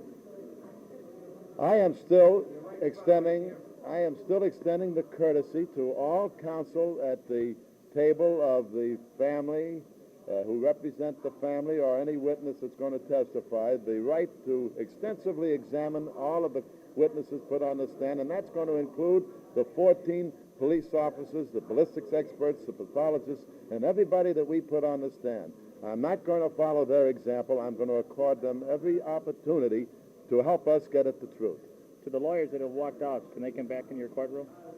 They will not be permitted to participate in the inquest unless they are representing witnesses who are going to be participating and testifying. I cannot bar anybody from coming into the inquest. It's on a first-come, first-served basis, whether they be lawyers or anybody else.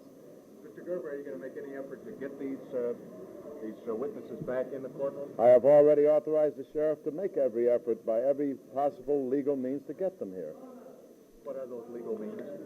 Well, if necessary, I believe that the sheriff has the right to serve them with the subpoena first, and to, if necessary, if there is any resistance to a response to them, to escort them to the inquest. What happens if they don't show up then?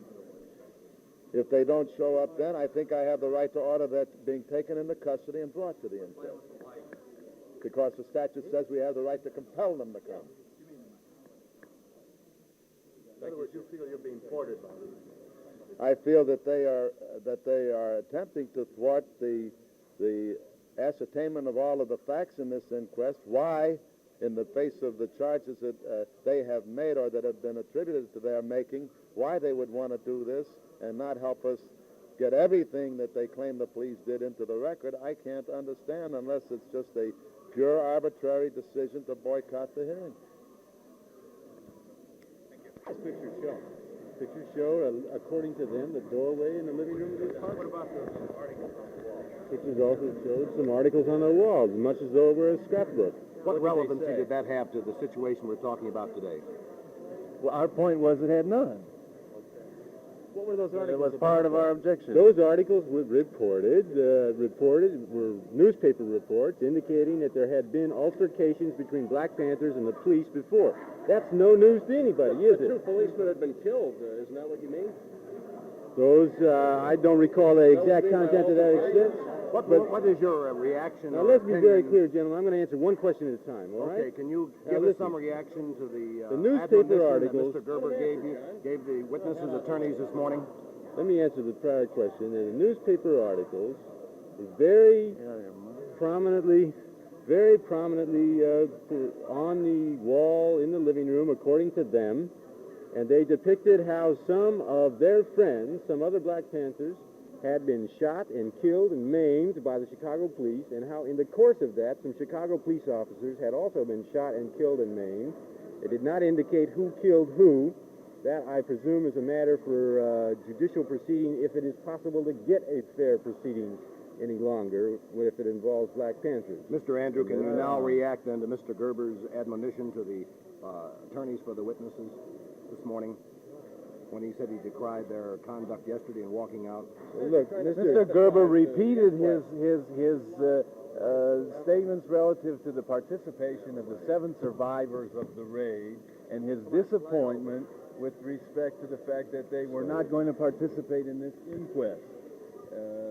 He made clear that he felt that this somehow denigrated his efforts to get at the truth in this inquest, and he simply said that over again after having said it yesterday. Do you or do you not feel that the action yesterday of Mr. Coleman is going to hamper the inquest?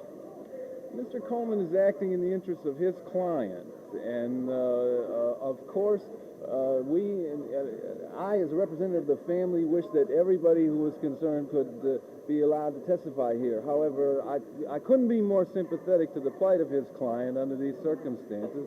He's charged with attempt murder, and he has to look first to his defense. And his freedom to participate in these proceedings is affected by the charge that he's now under. We don't have a case here. We're simply participating in the inquest, and we're trying to get at the evidence which is available to us. It has been suggested that the proceedings ought to be postponed until after the disposition of the criminal charges against the survivors. That has been reviewed. It's been suggested that some immunity ought to be sought for those survivors if the truth sought in this inquest is the most important thing. It's been suggested that the charges be dropped. None of these things have happened. Those people are still alive. Their lives and the possibility that they would go to prison is the first most important thing left for us to do in a practice. The inquest is archaic and useless. One important fact that has not been raised and has not been highlighted is that there is one man in that courtroom who has the keys to the testimony of those defendants. And I, like Mr. Cunningham, am more than sympathetic with the position they took because of those serious charges. But that one man in that courtroom who has the keys to their testimony is the state's attorney. He and he alone can answer ready for trial and go to trial in those. Don't forget, gentlemen, since the morning of December 5th, when those survivors were brought into court, since that morning, those defendants and their attorneys have answered ready for trial and demanded trial, and they have done that because they know they can be vindicated if the truth is told. And that is perfectly consistent with what they said in these proceedings yesterday. Namely, we are not afraid to testify because it may incriminate us. We do not wish to testify solely because we know we're innocent. And we want to tell our innocence to the world in the proper place. That is, in a judicial proceeding where a jury of our peers can listen to those facts, because in that context, we are more than clear that in that context we shall be found innocent. Now, the state's attorney's office can hold the keys to that, gentlemen. Gentlemen, could I have one final question? Mr. Gerber said that he's been trying to get at the truth of the matter. Confidence that this inquest will give us the truth of the matter of the morning of December 4th. No comment. I got the orders, sir.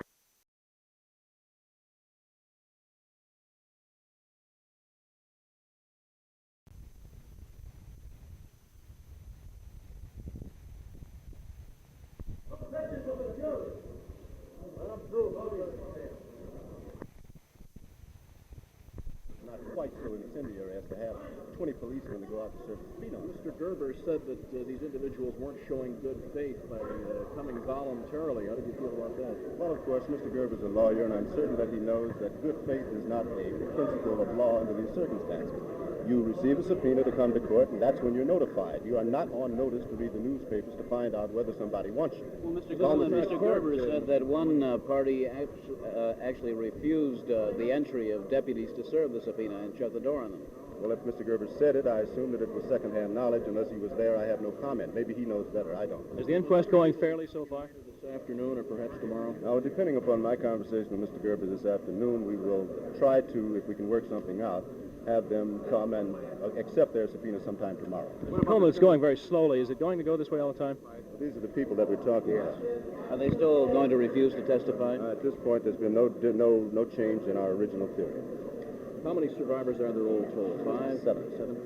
What is your original theory? I'm sorry. What are they going to testify or not? The theory is that under circumstances such as these, with extremely serious criminal charges against them, as Mr. Gerber himself said on television, it's unlikely that any lawyer representing one of these people would be doing his duty if he, in fact, allowed such a person to testify at a hearing such as the one that's going on upstairs.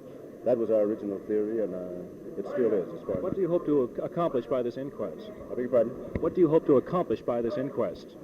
I don't hope to accomplish anything, and I didn't call it, and I'm here just to be a part of it because I was asked to be. Do you feel that you're being restricted in any way in cross-examining the witnesses? No, We've had one witness. Isn't there a little bit more latitude in this type of a hearing than there is in a regular court proceeding? Well, you mentioned that there's been one witness, and it is a little early to tell, but I would say that the latitude there was was fairly good. I wouldn't criticize the amount of questions allowed. What about the makeup of the jury? Survivors will testify when they are called. That is my understanding. That is my plan, and that's my theory for my client. What about the makeup of the so-called blue ribbon jury? Are you happy with that? See, the thing is, it really doesn't matter who sits on a coroner's jury, gentlemen, because it is an anachronism that has about as much use as the little tail on the end of all our intestines. All it can do is catch dust. There is no reason in the 20th century for any county, as supposedly as enlightened as Cook County is, to have a coroner's inquest or a coroner's jury.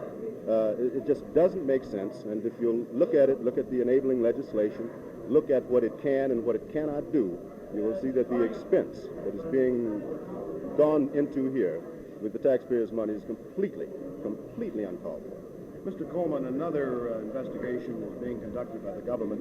A federal grand jury has been chosen, 23 people. One black person has been, coincidentally, according to the clerk, put on that jury. What is your reaction to that? Well, obviously, I know that you haven't seen that jury, and neither have I, and so I can't comment on it. I'm not concerned so much with the composition of such a jury. And the racial composition? Yes, not at this point, and I'd rather prefer not to comment on the Do you have any federal grand jury. confidence in a federal grand jury No, I have not. investigating this? I have not. Thank you very much. Okay, thank you, Mr. Coleman.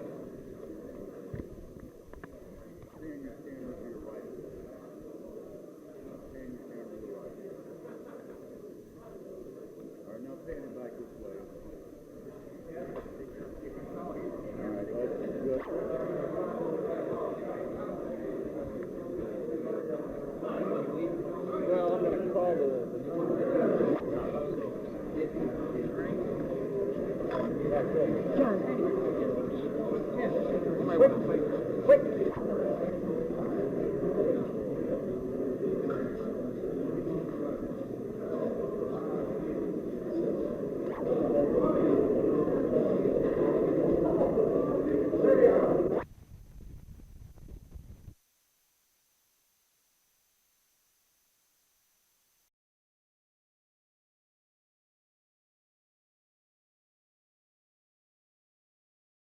It's the only legally fair verdict that could have been arrived at on the basis of the evidence we had by the jury.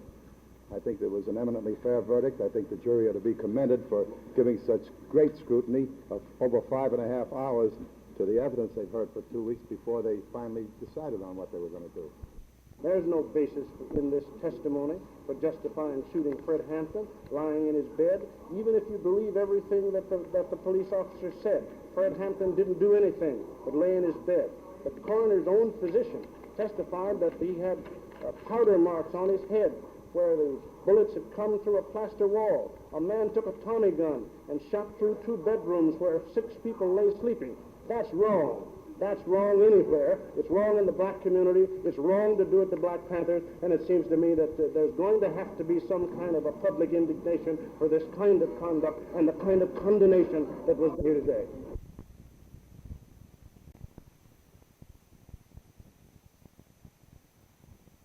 Reaction is one of disappointment and at the same time something that I initially expected. However, as the hearing progressed, I came to feel that this jury would make some kind of an indication of the incredibility of some of the police testimony, some indication or statement of the obvious excessive police conduct. And I can't help but say to you right now that this was nothing but a well-rehearsed theatrical performance that was designed to vindicate these police officers who killed members and wounded members of the Black Panther Party. And that's the feeling I had right now. How can you prove that it was rehearsed, sir? Well, I think if you'd been through the hearing, you could tell it was rehearsed. One officer admitted that he had gotten together shortly after 5 o'clock in the morning with the state attorney's office and determined how long the fight took place and other things. So the fact that it was rehearsed is quite clear. There was no overriding need on the part of the state's attorney as a lawyer representing the public to present all of its case before this quasi-judicial body, except for a purpose of trying to vindicate the police in the public mind. This is an example, in my opinion, of using the vehicles of the law to control the public in such a fashion as to put down the unrest that arose from the deaths of Fred Hampton and Mark Clark.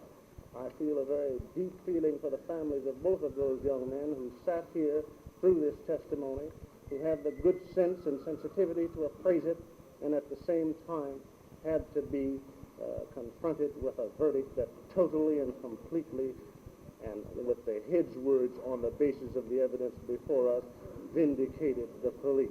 I say I place no legal significance on this verdict, and the families don't either. Well, they had to, didn't they? Action on behalf of the families? Yes, plans are afoot to file appropriate civil actions against the persons we believe responsible for the deaths of these men. Didn't the coroner's inquest have to determine all its information, its verdict, just on the evidence that was presented? They did not hear from the Panther side of the story. Well, you see, there is always an honest approach to take to that kind of thing. You know that some evidence is missing. You know that there's a darn good reason for that evidence to be missing, because these survivors are charged with crime, and therefore you could take the gentleman's way out and determine that the cause of death was undetermined rather than to take an affirmative position justifying police. Well, appropriate action is what is a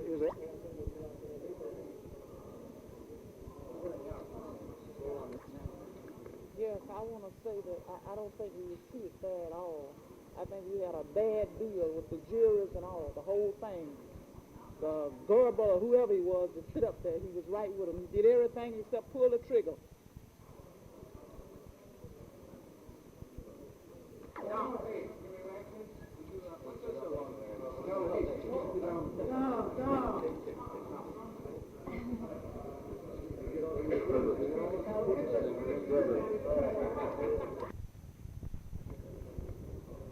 That after excessive police fire, what's your reaction to that? My reaction to that is that evidently the jury has found that such condemnation wasn't warranted by the case and by the evidence.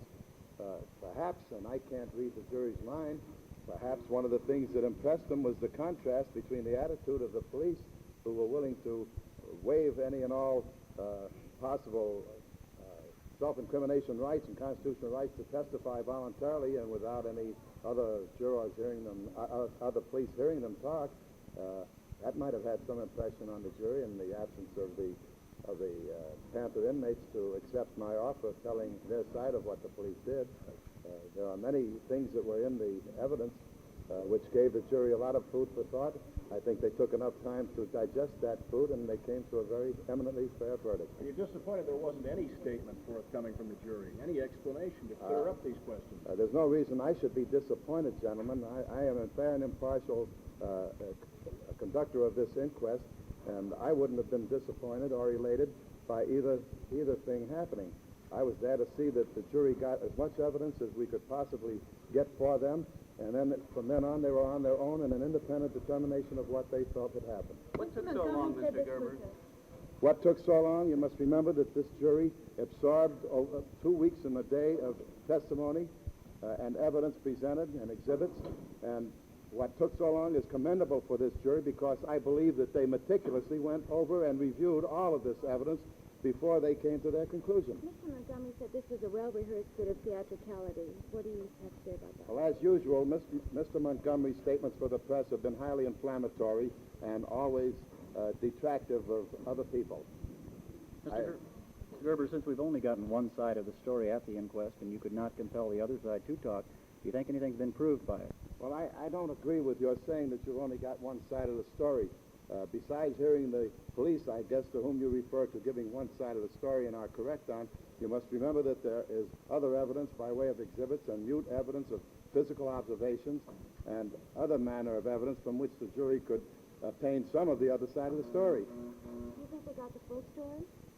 I think that after viewing the premises, after hearing the testimony of the ballistics experts, the laboratory technicians, the coroner's pathologists, and the other technical men, and after piecing together the evidence that they heard even from the police and adding it up with the other evidence that they got, I think that they had quite a bit of evidence on which to conclude what they did. Whether or not the testimony of the so-called Black Panther survivors of the apartment would have changed their verdict, I'm in no position to say. That would be for them.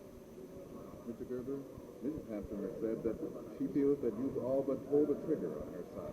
Well, that's a very unfair and unjust accusation because our own attorney, Mr. Montgomery, has said on 2 public occasions that I had conducted a fair inquest and that there was no whitewash to it. In my heart and in my mind, I feel that I have also. And I can hold my head up and face anybody and say so. My conscience is perfectly clear. Do you have any regrets about taking this job? I have no regret, and nobody should have any regrets about performing a public service if they're qualified and in a position to do so. Thank you. You're welcome.